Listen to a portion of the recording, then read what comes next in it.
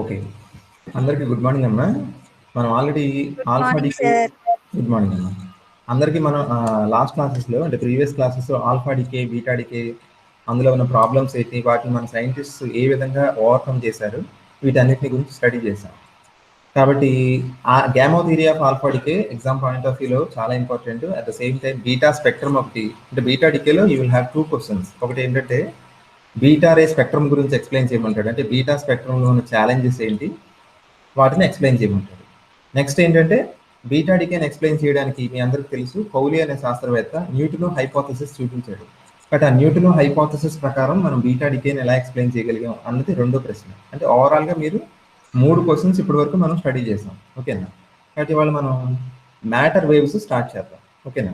Matter waves అంటే concept ద్రవ్య తరంగాలు. ఓకేనా?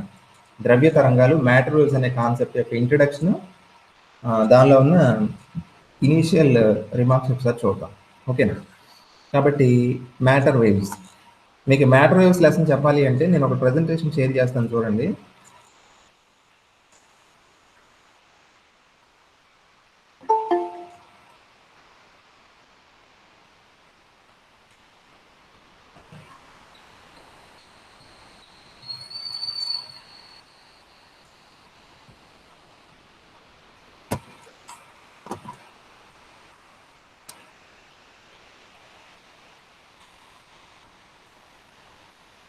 మీకు ఒక పీపీటీ షేర్ అయింది, చూసారమ్మా?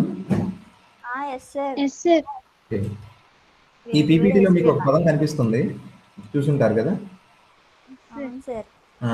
ఇది చూడటానికి కానీ వినటానికి కానీ చాలా స్ట్రేంజ్గా ఉంటుంది. ఓకేనా? వేడి వేడి ice cream, hot ice cream. ఓకేనా? ఎవరైనా చల్లని ఐస్ క్రీమ్ తింటారు. ఓకేనా? బాగా ఎక్స్ట్రీమ్ కోల్డ్ ఉన్న ఐస్ క్రీమ్ తింటారు, కానీ వేడి వేడి ఐస్ క్రీమ్ ఎవరు తినరు. అంటే ice cream doesn't exist at high temperatures కదా. ఇవాళ నేను చెప్పే లెసన్ సేమ్ ఇంతే. అంటే ఇవాళ లెసన్ మీరు విన్నారంటే వేడి వేడి ఐస్ క్రీమ్ తిన్నట్టే లెక్క. ఓకేనా? ఎందుకు అలా అన్నానంటే ఇప్పుడు మ్యాటర్ వేవ్స్, ద్రవ్య తరంగాలు, అందులో 2 పదాలు ఉన్నాయి కదా. ద్రవ్య తరంగాలు అంటే ద్రవ్యము, తరంగాలు. ఓకేనా? Matter waves, matter waves. ఇందులో వేడి వేడి అనేది మనం దేనికి ఎగ్జాంపుల్గా తీసుకోవచ్చు అంటే మ్యాటర్. ఓకేనా? వేరాజ్ వేవ్స్ అనేవి ఐస్ క్రీమ్ అనుకోవచ్చు. అంటే మ్యాటర్ వేవ్స్ అనే కాన్సెప్ట్ ఎలాంటిదంటే ఇప్పుడు మీరు చూస్తున్న ఈ ఫ్రేజ్ లాంటిది అనమాట. ఎందుకు అలా చెప్పానంటే చూడండి, మ్యాటర్, ఫర్ ఎగ్జాంపుల్ మ్యాటర్ అంటే ఏంటో చెప్పండి ఒక example. What is matter? Matter అంటే ఏంటంటే ద్రవ్యము అని దేన్ని అంటారు? మాస్ ఉన్న దాన్ని మ్యాటర్ అంటారు సార్. ఒక యాంగిల్లో కరెక్టే. ఒక ఎగ్జాంపుల్ చెప్పమ్మా. డెఫినేషన్స్ ఇవన్నీ కాదు కానీ మాస్ ఉన్న ఏదన్నా ఒకటి చెప్పండి. ఏ వస్తువైనా మాస్ ఉంటుంది కదా సార్. ఓకే, అలా కాకుండా మనం మైక్రోస్కోపిక్ గా చెప్తే, for example atom is comprised of 3 particles అని చెప్పాం మనం. ఓకేనా? Electrons, protons, neutrons. ఓకేనా? ఇప్పుడు ఈ ఎలక్ట్రాన్స్, ప్రోటాన్స్, న్యూట్రాన్స్ అనేవి మ్యాటరే కదా. అంటే ఇప్పుడు నువ్వు చెప్పినట్టుగా ఇప్పుడు మీరు పట్టుకున్న, మీ చేతిలో పట్టుకున్న మొబైల్ కానీ, లేకపోతే మీరు కానీ, ఓకేనా, ఆ మొబైల్ పట్టుకున్న మీరు కానీ, ఇప్పుడు నా చేతిలో ఉన్న మౌస్ కానీ, ఏదైనా సరే మ్యాటరే కదా. ఓకేనా? అంటే మ్యాటర్ అంటే ఏంటి? సింపుల్గా ఈ ఎలక్ట్రాన్స్, ప్రోటాన్స్, న్యూట్రాన్స్ ఇవే కదా మ్యాటర్ అంటే. సో ఈ ఎలక్ట్రాన్స్, ప్రోటాన్స్, న్యూట్రాన్స్ ఇవి పార్టికల్ నేచర్ ఎగ్జిబిట్ చేస్తాయా, వేవ్ నేచర్ ఎగ్జిబిట్ చేస్తాయా చెప్పండి? కణ స్వభావాన్ని కలిగి ఉంటాయా, తరంగ స్వభావాన్ని కలిగి ఉంటాయా? Wave nature. వేవ్ నేచర్ అంటే ఇప్పుడు నువ్వేంటంటే పిహెచ్డి చేసిన తర్వాత మాటలాగా మాట్లాడుతున్నావు సౌజన్య. ఇప్పుడు మామూలుగా చెప్పు, ఇప్పుడు మొన్నటి దాకా ఒక మాట అనుకున్నాం మనం. చూడండి, ఇప్పుడు ఎలక్ట్రాన్ అని అనగానే, లేదా ప్రోటాన్ అనగానే, లేదా న్యూట్రాన్ అనే పదం మన నోట్లోంచి బయటికి రాగానే మనం దాన్ని పార్టికల్ అంటామా, వేవ్ అంటామా? ఇన్స్టింక్టివ్ గా చెప్పండి. అంతే కదా. అది ఆల్మోస్ట్ ఎలాంటిది అంటే ఐస్ క్రీమ్ చల్లగానే ఉంటుంది, వేడిగా ఉంటుంది అన్నప్పుడు సింపుల్ అది, అంతే కదా. సో ఎలక్ట్రాన్, ఇప్పుడు నేను ఇందాక కూడా మీకు తెలుసులేదు, నేను ఇందాక మాట్లాడుతున్నప్పుడు కూడా అంటే ఎలక్ట్రాన్, ప్రోటాన్, న్యూట్రాన్ అని అనబోతూ ఎలక్ట్రా అని పార్టికల్స్ అని అనేసాను ఇండైరెక్ట్. అంటే మనకు ఒక విషయం బాగా తెలుసు, మ్యాటర్ అంటే ఇదేగా, ఎలక్ట్రాన్స్, ప్రోటాన్స్, న్యూట్రాన్స్ ఇలాంటివన్నీ కూడా ఓకేనా, ఇవేంటివి? పార్టికల్స్ అంటాం, అంతే కదా. Electron is a particle, proton is a particle. ఓకేనా? క్వార్క్స్ అని చెప్పాను చూసారా మొన్న, ప్రోటాన్స్, న్యూట్రాన్స్ లోపల ఉండే ఇంకా మైన్యూట్ పార్టికల్స్ అని చెప్పని చూసారా, అవి కూడా ఏంటి పార్టికల్స్ కదా. సో అదవుతుందమ్మా చెప్పింది. Yes sir. అంటే మ్యాటర్ అనగానే ఎలక్ట్రాన్స్, ప్రోటాన్స్, న్యూట్రాన్స్ అవి పార్టికల్స్ అని మనకి ఆల్మోస్ట్ ఇన్స్టింక్టివ్గా తెలుసు, అంతేనా కదా. ఇప్పుడు మనం చెప్పే కాన్సెప్ట్ ఏంటి, మ్యాటర్ వేవ్స్ అన్నాం పక్కన. అంటే అర్థం ఏంటి, ఈ ఎలక్ట్రాన్ కానీ, ప్రోటాన్ కానీ, న్యూట్రాన్ కానీ మనం అనుకున్నట్టుగా, మనకు తెలిసినట్టుగా, మన కామన్ సెన్స్ ప్రకారం వాటిని పార్టికల్స్ అనుకుంటున్నాం కదా, అవి పార్టికల్స్ కాదు, వేవ్స్ అని చెప్పే కాన్సెప్టే మ్యాటర్ వేవ్స్. ఓకేనా. ద్రవ్య తరంగాలు, ద్రవ్యం అంటే ఎలక్ట్రాన్ కదా, లేకపోతే ప్రోటాన్ లేకపోతే న్యూట్రాన్.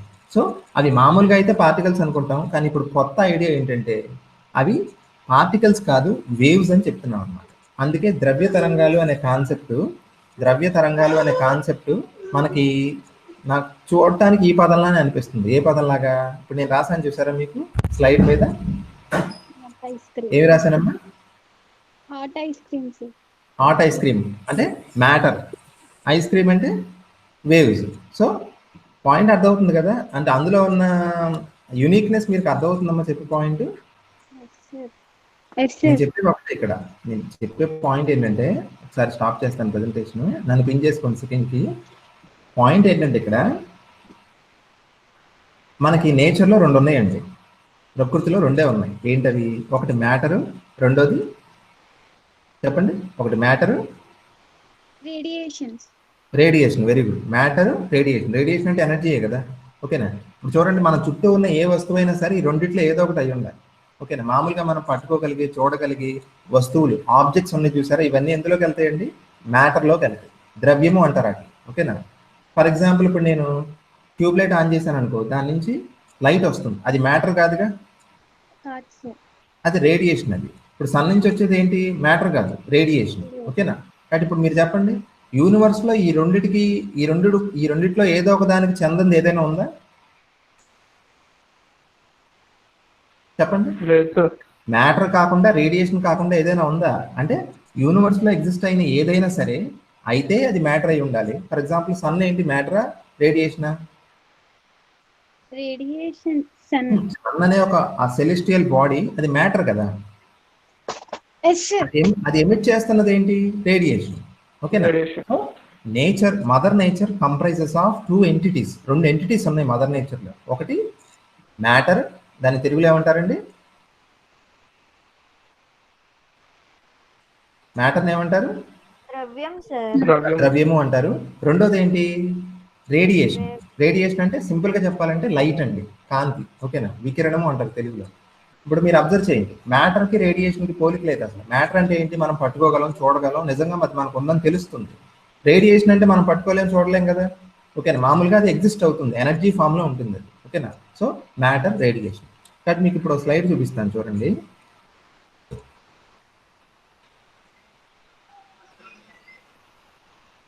ఓకే, ఈ స్లైడ్లో షేర్ అయిందమ్మా. ఓకే, ఇప్పుడు చూడండి, టాపిక్ పేరు మ్యాటర్ వేవ్స్ చెప్పాను కదా, ద్రవ్య తరంగాలు. ఈయనెవరో తెలుసా, లూయిస్ డి బ్రోగ్లీ. ఓకేనా. డి బ్రోగ్లీ అనే శాస్త్రవేత్త ఫస్ట్ టైం ఒకటి సస్పెక్ట్ చేశాడు. ఏంటి సస్పెక్ట్ చేశాడు ఆయన, మనం ఏవైతే పార్టికల్స్ అనుకుంటున్న ఎలక్ట్రాన్స్, ప్రోటాన్స్, న్యూట్రాన్స్, అవి పార్టికల్స్ కాదు, వాటికి వేవ్ నేచర్ ఉంటుంది, అంటే అవి వేవ్స్ అని ప్రపోజ్ చేశాడు. ప్రూవ్ చేయలేదు ఆయన. ఓకేనా. ప్రపోజ్ చేశాడు. ఆ ప్రపోజ్ చేసిన ఫస్ట్ సైంటిస్ట్ ఎవరంటే ఈయన, ఇప్పుడు మీరు ఫోటోలో చూస్తున్నది డి బ్రోగ్లీ అంటారు. అందుకే మ్యాటర్ వేవ్స్ కి ఇంకో పేరు కూడా ఉంది, డి బ్రోగ్లీ వేవ్స్ అని కూడా అంటారు. ఓకేనా. కాబట్టి నెక్స్ట్ స్లైడ్ చూద్దాం ఒకసారి. మీరు ఫస్ట్ పాయింట్ చూడండి, పైన కనిపిస్తుంది కదమ్మా, చదవండి ఒకసారి ఏంటది.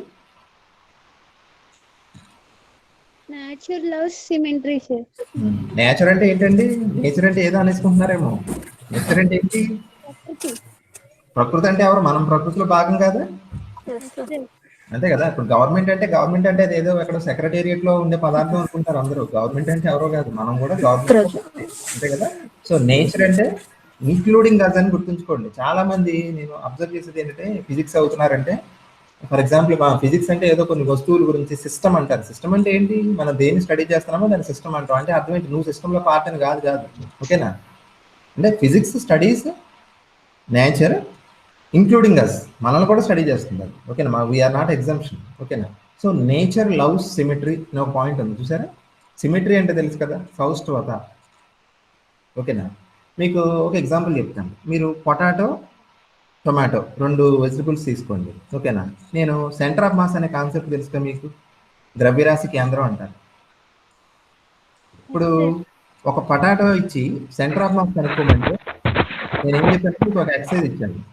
పొటాటో చేతిలో పెట్టి దాని సెంటర్ ఆఫ్ మాస్ కనుక్కోమని చెప్పాను. ద్రవ్యరాశి కేంద్రం ఎక్కడ ఉంటుందో ఐడెంటిఫై చేయమన్నాను. రెండోది ఇంకోటికి ఏం చేశానంటే ఒక టొమాటో ఇచ్చి వాడికి సెంటర్ ఆఫ్ మాస్ లొకేట్ చేయమన్నా. ఓకేనా. ఏది ఈజీగా చేయగలుగుతారు మీరు?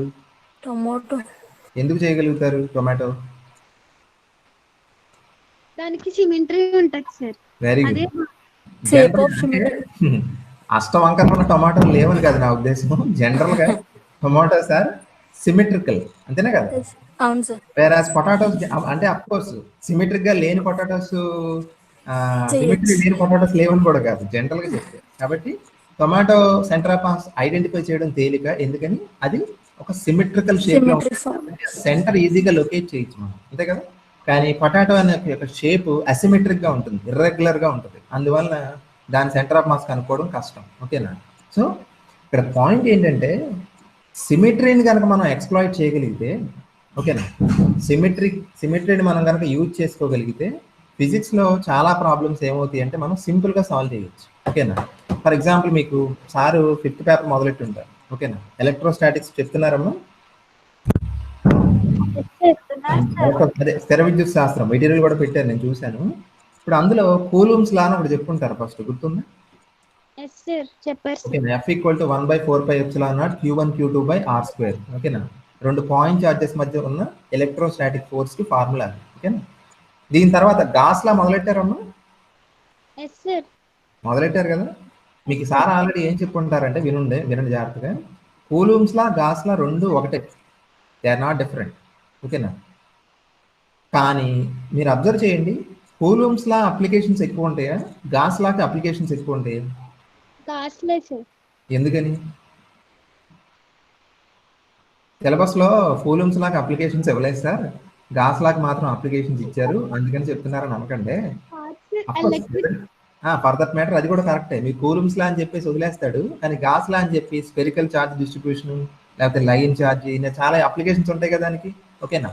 Obviously correct. ఇప్పుడు నేను చెప్తుంది ఏంటి, కూలూమ్స్ లా గాస్ లా రెండు ఒకటే.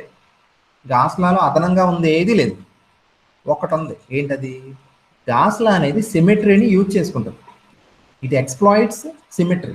అందుకే మీరు చూడండి, గాషియన్ సర్ఫేస్ అని తీసుకుంటారు, గుర్తుందా? గౌషియన్ ఉపరితలం అని తీసుకుంటారు గాస్ లా అప్లై చేసేటప్పుడు. గౌషియన్ ఉపరితలం ఏ ఆకారంలో తీసుకుంటారు చెప్పండి? అన్ని సందర్భాల్లో స్పియర్ కాదు, ఆ చార్జ్ డిస్ట్రిబ్యూషన్ ఎలా ఉందో దాన్ని బట్టి తీసుకోవాలి గౌషియన్ సర్ఫేస్. ఓకేనా. స్పెరికల్ దగ్గర తీసుకోవచ్చు, సిలిండర్ తీసుకోవచ్చు, అంతే కదా. చూడండి, స్పెరికల్ కానీ సిలిండ్రికల్ షేప్ కానీ ఇవన్నీ ఏంటి, సిమెట్రికల్ షేప్స్ కదా. అంటే గాస్ లాని ఎంప్లాయ్ చేసేటప్పుడు నువ్వు గాషియన్ సర్ఫేస్ సిమెట్రిక్ గా తీసుకోవడం వల్ల నీకు గాస్ లా యొక్క యూటిలిటీ ఎక్కువ, దాని ఉపయోగం ఎక్కువ. వేరే కూలూమ్స్ లా ఏంటి, సింపుల్ గా ఫోర్స్ కు ఫార్ములా అది, అంతే తప్ప దానికి అడిషనల్ గా ఏం లేదు. కానీ కూలూమ్స్ లా గాస్ లా ఒక ఫిజిక్స్ పాయింట్ ఆఫ్ వ్యూలో మాట్లాడితే కూలూమ్స్ లా ఎంత సబ్జెక్ట్ మనకు చెప్పొద్దో గాస్ లా కూడా అంతే సబ్జెక్ట్ చెప్పుద్ది, అదనంగా ఏం చెప్పదు. కానీ గాస్ లా ఎందుకు అంత పవర్ఫుల్ అయింది కూలూమ్స్ లాతో పోలిస్తే అంటే Gauss law makes use of symmetry, whereas Coulomb's law doesn't. So అందుకనే గాస్ లాకి అన్ని అప్లికేషన్స్ ఉంటాయండి. ఓకేనా. కానీ మీకు ఒక విషయం అర్థం చేసుకోండి, ఇక్కడ ఎక్కడైతే మనం సిమెట్రీని ఎంప్లాయ్ చేస్తామో, సిమెట్రీని యూజ్ చేసుకుంటామో, అక్కడ మనకి ఏమవుతుందంటే study of nature, study of physics ఏమవుతుంది, సింప్లిఫై అవుతుంది. ఓకేనా. కాబట్టి ఇప్పుడు ఆ లైన్ అర్థమైందా? నేచర్ లవ్ సిమెట్రీ అంటే ప్రకృతి ఎప్పుడు కూడా ఏంటంటే సౌష్ఠవంగా ఉండాలని కోరుకుంటుందంట. ఇప్పుడు మనకి దాని లాజిక్ చెప్తాను. అంటే ఇప్పుడు నేను చెప్తున్నది ఏంటో తెలుసా? ఇప్పుడు మీకు డి బ్రోగ్లీ అనే సైంటిస్ట్ ఏం చెప్పాడని చెప్పాను నేను, చెప్పండి. ఎలక్ట్రాన్స్, ప్రోటాన్స్, న్యూట్రాన్స్ అనేవి మ్యాటర్ పార్టికల్స్ కావని చెప్పారు సార్. మామూలుగా ఎలక్ట్రాన్స్, ప్రోటాన్స్, న్యూట్రాన్స్ అంటే మ్యాటర్ కదా. అవి ఏంటని మన ఒపీనియన్ చెప్పండి. ఇప్పుడు మీరు ఈ వీడియో కాన్ఫరెన్స్ లో 14 మంది ఉంటారు నాకు తెలిసి. ఈ 14 మందిని అడిగితే నేను ఎలక్ట్రాన్ అంటే ఏంటి, పార్టికల్ వేవ్ అని అడిగితే ఏం చెప్తారు? మీరు చెప్పిన తర్వాత అతి తెలివి చూపిస్తున్నారు చూసారా. ఇప్పుడు ఈ లెసన్ నేను చెప్పలేదు అనుకోండి, ఫర్ ఎగ్జాంపుల్ ఈ లెసన్ స్టార్ట్ చేయక ముందు, ఈ టాపిక్ నేను మెన్షన్ చేయక ముందు ఎలక్ట్రాన్ ఏంట్రా బాబు అని అడిగితే మీరు ఏం చెప్తారు? అంతే కదా, ఆబ్వియస్లీ సిన్సియర్ గా చెప్పండి. ఎలక్ట్రాన్ అంటే పార్టికల్ అని చెప్తారు, ప్రోటాన్ అంటే పార్టికల్ అంటారు, అంటే న్యూట్రాన్ అంటే పార్టికల్ అని అంటారు. అవి కణాలు అవి, ఓకేనా.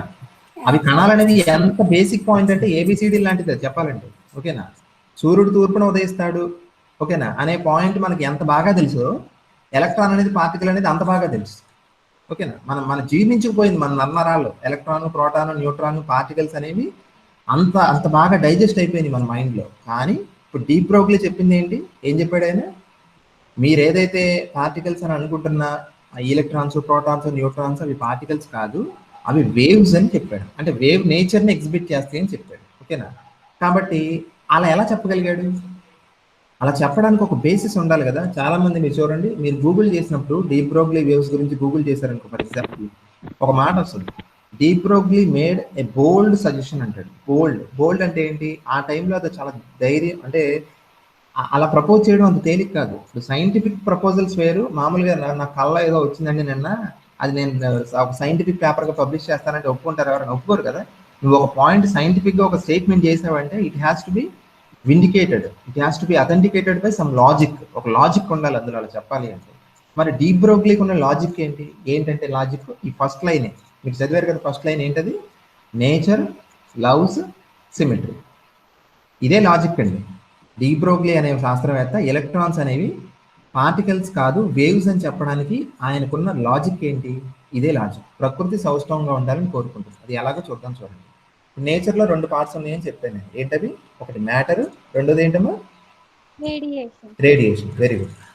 మ్యాటర్ అంటే తెలుసా, ఎలక్ట్రాన్స్, ప్రోటాన్స్, న్యూట్రాన్స్, వాటికి ఏ నేచర్ ఉంటుంది మీకు ఆల్రెడీ తెలుసు, అది పార్టికల్ నేచర్, అంతే కదా, ఓకేనా. అవి ఏ కణ స్వభావాన్ని కలిగి ఉంటాయి, ఓకేనా. తర్వాత రెండోది చూడండి, రేడియేషన్ ఉంది కదా, రేడియేషన్కి ఏ నేచర్ ఉంటుంది, రేడియేషన్ అంటే ఏంటి, లైట్ కదా. లైట్ అనగానే పక్కన మనం ఒక పదం రాసేస్తాం ఆటోమేటిక్గా, లైట్ వేవ్ అని రాస్తాం, అవునా కదా. ఇప్పుడు మీరు గమనించండి, ఎలక్ట్రాన్స్, ప్రోటాన్స్, న్యూట్రాన్స్ అనేవి పార్టికల్స్ అని మనకి ఎంత బాగా తెలుసో లైట్ అనేది వేవ్ అని కూడా అంత బాగా తెలుసు, అంతే కదా. అర్థవుతుందమ్మా. ఇక్కడ చూడండి, ఇప్పుడు ఈ రేడియేషన్ లైట్ అనేది అది వేవ్ నేచర్ ఉందని తెలుసు, కానీ తర్వాత లైట్ డ్యూయల్ నేచర్ ఉంటుందని చాలా శాస్త్రవేత్తలు చెప్పారు. ఐడియా ఉంది కదా కాన్సెప్ట్, వేవ్ పార్టికల్ డ్యూయాలిటీ అంటారు దాన్ని, కణ తరంగ ద్వంద్వ స్వభావం అంటారు, ఓకేనా. ఇప్పుడు మీరు గమనించండి, లైట్ ఫస్ట్ అందరూ వేవ్ అనుకున్నారా పార్టికల్ అనుకున్నారా, వేవ్ అనే అనుకున్నారు సార్. వేవ్ అనే అనుకున్నారు కదా. మనకి తెలుసు కదా హైగన్స్ వేవ్ థియరీ, అలాగే ఎలక్ట్రోమాగ్నెటిక్ వేవ్ థియరీ, మ్యాక్స్వెల్ చెప్పాడు కదా. మ్యాక్స్వెల్ విద్యుదయస్కాంత తరంగాలు ఇవన్నీ ఏం చెప్తున్నాయి, లైట్ అనేది పక్కాగా 100% ఆ కియా జాయియే వేవ్ అని ఫిక్స్ అయిపోయారు. కానీ ఇక్కడ ఒక పాయింట్ గుర్తుంచుకున్నాం, నేను ఒకటి రాశాను చూడండి, చాలా జాగ్రత్తగా వినండి. మీకు 20th సెంచరీ స్టార్టింగ్ లో వినిపిస్తుందమ్మా, 20th సెంచరీ స్టార్టింగ్ లో, అంటే for example 20th century starting అంటే 1900 నుంచి అలా ముందుకెళ్తుంటే 1905 1905 సంవత్సరానికి ఒక ప్రాధాన్యత ఉంది తెలుసా మీకు, చెప్పగలరా. 1905 యొక్క సిగ్నిఫికెన్స్ ఏంటి సైంటిఫిక్ పర్స్పెక్టివ్ లో, E=mc² సంథింగ్ ఏదో చెప్పారు, సంథింగ్ అని అనుకుంటుంది. అదే చెప్పారు కదా సార్. ఓకే, ఆ ఇయర్ ఒక పేరు ఉంది తెలుసు, మీరు కావాల్సి గూగుల్ చేసి చూడండి. 1905 మిరాకిల్ ఇయర్ అంటారు. మిరాకిల్ ఇయర్ అంటే మిరాకిల్స్ జరిగినాయి ఆ ఇయర్ లో, మామూలు విషయాలు జరగలేదండి, ఓకేనా. 1905 లో ఏమైందంటే 1905 లో మీకు తెలిసిన లేదు, ఇప్పుడు స్విట్జర్లాండ్లో ఒక పేటెంట్ ఆఫీస్లో క్లర్క్గా పనిచేస్తున్న ఒక వ్యక్తి, ఏ వ్యక్తి యొక్క డాక్టరల్ థీసిస్ పిహెచ్డి థీసిస్ని ఏ థీసిస్ అయితే రిజెక్ట్ చేశారో ఆ వ్యక్తి ప్రపంచాన్ని మార్చేయబోయే ఒక 4 పేపర్స్ని పబ్లిష్ చేశాడు. ఏ సంవత్సరంలో, 1905, ఓకేనా. ఒక క్లర్క్, ఆయన స్విట్జర్లాండ్లో పేటెంట్ ఆఫీస్లో పనిచేస్తున్న ఒక క్లర్క్ అంతే, ఓకేనా. ఆల్రెడీ ఆయన రీసెర్చ్ థీసిస్ని ఏం చేశారండి, రిజెక్ట్ చేశారు. ఆ వ్యక్తి పేరేంటి, ఆల్బర్ట్ ఐన్స్టీన్, ఓకేనా. ఎవరు పిహెచ్డి థీసిస్ అయితే రిజెక్ట్ అయినాయో, ఎవరైతే ఒక పేటెంట్ ఆఫీస్లో క్లర్క్గా పనిచేశారో ఆయన 1905లో 4 పేపర్స్ పబ్లిష్ చేశారు. మామూలు పేపర్స్ కాదండి అవి, ప్రపంచం యొక్క గతిని మార్చేసిన పేపర్స్ అవి, వండర్ఫుల్ అన్నమాట. అందులో ఒక పేపర్ ఏంటంటే మీకు ఫోటో ఎలక్ట్రిక్ ఎఫెక్ట్ తెలుసు కదా, కాంతి విద్యుత్ ఫలితం అంటారు, ఓకేనా. ఐడియా ఉందమ్మా ఫోటోఎలెక్ట్రిక్ ఎఫెక్ట్ అంటే? ఎనర్జీని యూజ్ చేసుకుని ఫోటోఎలెక్ట్రిక్ ఎఫెక్ట్ అంటే ఏం లేదు. ఇప్పుడు నేను మీకు ఏం చెప్తున్నానంటే ఒకసారి క్లారిటీ తెచ్చుకోండి ఫస్ట్. నేను ఏం చెప్తున్నాను అది మర్చిపోకండి, అది మిస్ అవ్వకండి. ఇప్పుడు నేను చెప్పేది ఏంటి నెక్స్ట్ రాబోయే 10 నిమిషాల్లో, డి బ్రోగ్లీ అనే శాస్త్రవేత్త ఎలక్ట్రాన్స్ అనేవి పార్టికల్స్ కాదు, ఓకేనా, పార్టికల్స్ కాదంటాం కంటే particles at the same time waves లాగా కూడా ప్రవర్తిస్తాయి అని చెప్పాడు కదా డి బ్రోగ్లీ. అలా చెప్పిన దానికి బేసిస్ ఏంటి, లాజిక్ ఏంటి అన్న దాని మీద మనం డిస్కషన్ చేస్తున్నాం రాబోయే 10 నిమిషాలు ఆ డిస్కషన్, ఓకేనా. దానికి లాజిక్ ఏమని చెప్పాను నేను చెప్పండి, ఏ లాజిక్ ప్రకారం ఆయన స్టేట్మెంట్ చేశాడు? నేచర్ సిమెట్రిక్ గా ఉంటుంది కాబట్టి అని చెప్పాడు. ఈ చెప్పే ప్రాసెస్ లో ఇప్పుడు నేను ఏం చెప్తున్నాను, ఫస్ట్ మీకు రేడియేషన్ గురించి చెప్తాను వినండి, ఓకేనా. రేడియేషన్ అర్థమైతే అప్పుడు మ్యాటర్ లోకి వద్దాం, ఓకేనా. ఇప్పుడు రేడియేషన్ అంటే లైటే కదా, లైట్ కి ఏ నేచర్ ఉందని మనకు తెలుసు ఆల్రెడీ. లైట్ అనేది వేవ్ అని మనం ఫిక్స్ అయిపోండి ఆల్మోస్ట్ ఇంకా, ఓకేనా. కాబట్టి లైట్ కి వేవ్ నేచర్ ఉందని మనకు తెలుసు. కానీ ఏమైందంటే ఈ 20th సెంచరీ స్టార్టింగ్ లో లేకపోతే 19th సెంచరీ ఎండింగ్ లో 1897 1900 ఆ టైంలో కొన్ని విషయాలు సైంటిస్టులు అబ్జర్వ్ చేశారు. అవి చాలా ఆశ్చర్యపరిచినాయి. ఏంటి ఆ విషయాలంటే, కాంతి వేవ్ అని మనం అనుకుంటున్నాం కానీ చాలా సందర్భాల్లో అది కణంలాగా ప్రవర్తిస్తుందని కనుక్కున్నాం, ఓకేనా. అంటే ఏదైతే వేవ్ అని మనం అనుకున్నామో, ఓకేనా, లైట్ ఏదైతే మనం వేవ్ అని అనుకుంటున్నామో అది వేవ్ లాగా కాకుండా ఒక్కోసారి పార్టికల్ లాగా బిహేవ్ చేస్తుందని కొన్ని విషయాలు కొన్ని ఎక్స్పెరిమెంట్స్ ద్వారా కనుక్కోవడం స్టార్ట్ చేశారు, ఓకేనా. మీరు సెకండ్ ఇయర్లో నేర్చుకున్నారు కదా క్వాంటమ్ థియరీ ఆఫ్ రేడియేషన్, ఓకేనా. మ్యాక్స్ ప్లాంక్ చెప్పాడు కదా క్వాంటమ్ థియరీ ఆఫ్ రేడియేషన్, అదే బ్లాక్ బాడీ రేడియేషన్ అంటారు కదమ్మా, కృష్ణ వస్తువు యొక్క వికిరణం అంటారు కదా. ఆ బ్లాక్ బాడీ రేడియేషన్ ఎవరు ఎక్స్ప్లెయిన్ చేశారు కరెక్ట్గా చెప్పండి? బ్లాక్ బాడీ రేడియేషన్ కరెక్ట్గా ఎక్స్ప్లెయిన్ చేసింది ఎవరు? ఐన్స్టీన్ కాదండి, మ్యాక్స్ ప్లాంక్ కదా. మీరు క్వశ్చన్ ఆల్రెడీ సెకండ్ ఇయర్లో ఇప్పుడు ఎగ్జామ్స్ రాయలేదు కాబట్టి మీరు మర్చిపోయి ఉంటారు. కానీ Max Planck quantum theory of radiation ఒక ఇంపార్టెంట్ ఎస్సే కదా అది. మ్యాక్స్ ప్లాంక్ యొక్క వికిరణ క్వాంటమ్ సిద్ధాంతం తెలుసు కదా. అఫ్ కోర్స్ వీళ్ళు ట్రై చేశారు కదమ్మా, ఎవరు? వీన్ ట్రై చేశాడు, ఓకేనా. లాంగర్ వేవ్ లెన్స్ దగ్గర ఫెయిల్ అయ్యాడు. ర్యాలీ జీన్స్ ట్రై చేశాడు బ్లాక్ బాడీ స్పెక్ట్రమ్ ఎక్స్ప్లెయిన్ చేయడానికి, ఓకేనా. ర్యాలీ జీన్స్ ఏమయ్యాడు? షార్ట్ వేవ్ లెన్స్ దగ్గర ఫెయిల్ అయ్యాడు. వీళ్ళిద్దరూ కాదు, మ్యాక్స్ ప్లాంక్ ఏం చేశాడు, కరెక్ట్గా ఆ radiation black body radiation explain చేశాడు, ఓకేనా. ఎక్స్ప్లెయిన్ చేసినప్పుడు ఆయన ఏం చేశాడు గుర్తుందా లేదా మీకు? ఒక పాయింట్ తీసుకున్నాడు, బ్లాక్ బాడీ రేడియేషన్ ఎక్స్ప్లెయిన్ చేసేటప్పుడు మ్యాక్స్ ప్లాంక్ తీసుకున్న ఒక రాడికల్ అజంప్షన్ ఏంటంటే, రాడికల్ అంటే ఏంటి, అప్పుడు దాకా లేనిది సడన్ గా కొత్తగా ఆశ్చర్యకరంగా ఉండేదాన్ని రాడికల్ అంటారు. రాడికల్ అజంప్షన్ ఒకటి ఏం తీసుకున్నాడంటే, ఎనర్జీ అనేది కంటిన్యూస్ గా కాకుండా క్వాంటైజ్ అవుతుంది. సో రేడియేషన్లో ఎనర్జీ ప్యాకెట్స్ ఉంటాయని చెప్పాడు, ఓకేనా. అఫ్కోర్స్ మన ఈ మ్యాక్స్ ప్లాంక్ చెప్పిన ఈ కాన్సెప్ట్ని ఐన్స్టీన్ ఇంకా ఎలాబరేట్ చేశాడు. ఎనర్జీ క్వాంటైజ్ అవుతుంది, ఓకే.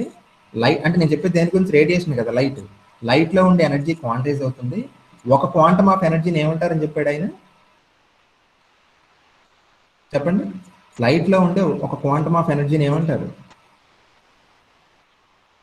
దానికి పేరేంటమ్మా, పేరు పెట్టారు కదా దానికి,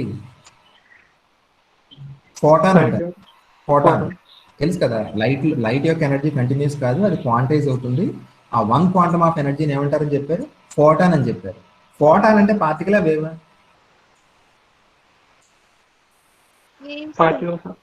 ఇప్పుడు నేను మొన్న అన్నాను కదా, which of the following particles doesn't have spin 1/2 అని క్వశ్చన్ ఇచ్చాను, గుర్తుందా క్విజ్ లో? ఈ క్రింది కణాలలో ఏ కణానికి స్పిన్ 1/2 ఉండదు అని అడిగాను. అందులో లిస్ట్ లో ఒక ఫోటాన్ కూడా ఇచ్చాను, గుర్తుందా? ఇప్పుడు ఫోటాన్ అనేది పార్టికల్ అని మీకు తెలుసు కదా, ఫోటాన్ అనేది ఏంటి? ఫోటాన్ అంటే ఏంటి, సింపుల్ గా బండిల్ ఆఫ్ ఎనర్జీ కదా, అది పార్టికల్ నేచరే కదా. దాని ఫోటాన్ అంటే ఏంటి, పార్టికల్. దానికి ఏముంటుంది, మాస్ ఉంటుంది, మొమెంటం ఉంటుంది, ఇవన్నీ ఉంటాయి కదా, ఓకేనా. కాబట్టి మీరు ఇక్కడ ఒక అబ్జర్వ్ చేసుకోండి, గొప్ప విషయం జరిగింది ఇక్కడ. ఏంటంటే దేని ఎక్స్ప్లెయిన్ చేసే ప్రాసెస్ లో ఫోటాన్ పుట్టింది? బ్లాక్ బాడీ రేడియేషన్ ఎక్స్ప్లెయిన్ చేశాడు, అంటే రేడియేషనే కదా. అంటే లైట్ గురించి ఎక్స్ప్లెయిన్ చేసేటప్పుడు ఐన్స్టీన్ ఏం చేశాడు, మ్యాక్స్ ప్లాంక్ అజంప్షన్ తీసుకొని ఐన్స్టీన్ ఏం చేశాడు, లైట్ అంటే నథింగ్ బట్ ఫోటాన్స్ అని చెప్పాడు. అంటే ఆయన ఏం చేశాడు, ఏదైతే మనం లైట్ కదా, లైట్ ఏదైతే మనం వేవ్ అనుకుంటున్నామో అది వేవ్ కాదు, ఫోటాన్ అనే పార్టికల్స్ తో తయారైందని చెప్పాడు. అర్థమైంది పాయింట్? పాయింట్ అర్థమవుతుందమ్మా? క్యాచ్ చేస్తున్నారా? హలో, అర్థమవుతుంది సార్. వినిపిస్తుంది. అంటే ఇప్పుడు నేను చెప్పేది ఏంటి, రేడియేషన్ ఉండే డ్యూయల్ నేచర్ గురించి చెప్తున్నాను. అర్థమవుతుందా? రేడియేషన్ అంటే ఏంటి, లైట్ కదా. లైట్ అందరూ ఏమనుకున్నారు, ఫస్ట్ లో వేవ్ అనుకున్నారు. కానీ క్రమేపీ బ్లాక్ బాడీ రేడియేషన్ ఒకటి, ఓకేనా, బ్లాక్ బాడీ రేడియేషన్ ఎక్స్ప్లెయిన్ చేసేటప్పుడు కానీ ఇంకోటి ఉంది, ఫోటో ఎలక్ట్రిక్ ఎఫెక్ట్ అని తెలుసు కదా, కాంతి విద్యుత్ ఫలితం. ఫోటో ఎలక్ట్రిక్ ఎఫెక్ట్ కి ఎక్స్ప్లెనేషన్ ఇచ్చింది ఎవరండి కరెక్ట్ గా? Einstein sir. Very good, Einstein explain కనుక్కుంది ఆయన కాదు, దాన్ని వేరే ఆయన కనుక్కున్నారు. ఎక్స్ప్లెనేషన్ ఇచ్చింది ఎవరు? ఐన్స్టీన్. ఆ ఎక్స్ప్లెనేషన్ గాను ఐన్స్టీన్ కి నోబెల్ ప్రైజ్ ఇచ్చింది, తెలుసు కదా. ఫోటో ఎలక్ట్రిక్ ఎఫెక్ట్ ని ఐన్స్టీన్ ఏ బేసిస్ మీద ఎక్స్ప్లెయిన్ చేశాడు? క్వాంటమ్ థియరీ బేస్ మీద కదా. అంటే ఏంటి, లైట్ అనేది వేవ్ అనుకుని ఫోటో ఎలక్ట్రిక్ ఎఫెక్ట్ ని ఎక్స్ప్లెయిన్ చేశాడా, లైట్ అనేది పార్టికల్ అనుకుని ఎక్స్ప్లెయిన్ చేశాడా? అంతే కదా. ఇప్పుడు ఎలా మీ ఫోటో ఎలక్ట్రిక్ ఎఫెక్ట్ థియరీ నేర్చుకుని ఉంటారు, అందులో కొలిజన్ జరుగుతుందని చెప్తాడు. ఫోటాన్ కి ఎలక్ట్రాన్ కి మధ్య ఒక కొలిజన్ జరుగుతుంది అంటాడు. అంటే ఇది కొలిజన్స్ బయట మధ్య జరుగుతాయి, పార్టికల్స్ మధ్య జరిగేది. అంటే మీరు అబ్జర్వ్ చేయండి, ఫోటో ఎలక్ట్రిక్ ఎఫెక్ట్ ని కరెక్ట్ గా ఐన్స్టీన్ ఎక్స్ప్లెయిన్ చేయగలిగాడు అంటే దానికి కారణం ఏంటి? లైట్ అనేది వేవ్ కాదు, దానికి పార్టికల్ నేచర్ ఉందని అనుకుంటే తప్ప దాన్ని ఎక్స్ప్లెయిన్ చేయాలి, ఓకేనా. అలాగే కాంప్టన్ ఎఫెక్ట్ అని తర్వాత ఒకటి వచ్చింది, ఇది మీకు సిలబస్ లో యాక్చువల్గా తీసాడు తర్వాత, కాంప్టన్ స్కాటరింగ్ అంటారు. ఈ కాంప్టన్ స్కాటరింగ్ ని ఎక్స్ప్లెయిన్ చేయాలన్నా సరే లైట్ ని ఏమనుకోవాలి మనం? పార్టికల్ అనుకోవాలి, ఓకేనా. ఎనర్జెటిక్ గా చెప్పట్లా, మీరు ఏం నీరసంగా చెప్తున్నారు, అర్థమవుతుందా లేదా? అర్థం కాలేదు సార్. అర్థం కాలేదు. కన్ఫ్యూజన్ స్టేట్ లో ఉన్నాను సార్. ఏంటమ్మా? నేను కన్ఫ్యూజన్ స్టేట్ లో ఉన్నాను సార్. కన్ఫ్యూజన్ స్టేట్ దేని గురించి కన్ఫ్యూజన్ చెప్పండి? ఏమో సార్ తెలియట్లేదు సార్. కాదమ్మా, ఇప్పుడు మనం మ్యాటర్ వేవ్స్ గురించి నేర్చుకునే ముందు నేనేం చెప్తాను, నేచర్ లో 2 పార్ట్స్ ఉన్నాయని చెప్పాను కదా. మ్యాటర్ ఒకటి, రెండోది ఏంటి? రేడియేషన్. ఏంటి? లైటే కదా. ఇప్పుడు లైట్ కి డ్యూయల్ నేచర్ ఉందని చెప్పారు కదా. కాంతికి ఏ స్వభావం ఉంది? ద్వంద్వ స్వభావం ఉంది. అంటే ఏంటి? లైట్ ఎలా ప్రవర్తిస్తుంది? పార్టికల్ లా బిహేవ్ చేస్తుంది, అది కదా. కానీ ఫస్ట్ స్టార్టింగ్ లో ఏమనుకున్నారు, అది ఇంపార్టెంట్. లైట్ అనేది స్టార్టింగ్ లో ఏమనుకున్నారు అందరూ కూడా? అంతే కదా, మీ అందరికి తెలుసు కదా. లైట్ గురించి చెప్పిన తర్వాత అందరూ కూడా ఏం చెప్పారంటే ఫస్ట్ లైట్ అనేది వేవ్ అనుకున్నారు, అంతే కదా. వేవ్ అనుకున్న తర్వాత ఏమైంది? ఇప్పుడు నేను చెప్పిన 3 విషయాలు ఏంటవి? బ్లాక్ బాడీ రేడియేషన్ కానీ, తర్వాత ఫోటో ఎలక్ట్రిక్ ఎఫెక్ట్ కానీ, కాంతి విద్యుత్ ఫలితం, తర్వాత ఏంటి? ఈ 3 అబ్జర్వ్ చేశారు. అబ్జర్వ్ చేసినప్పుడు ఏమైంది? ప్రాబ్లం ఎక్కడొచ్చింది?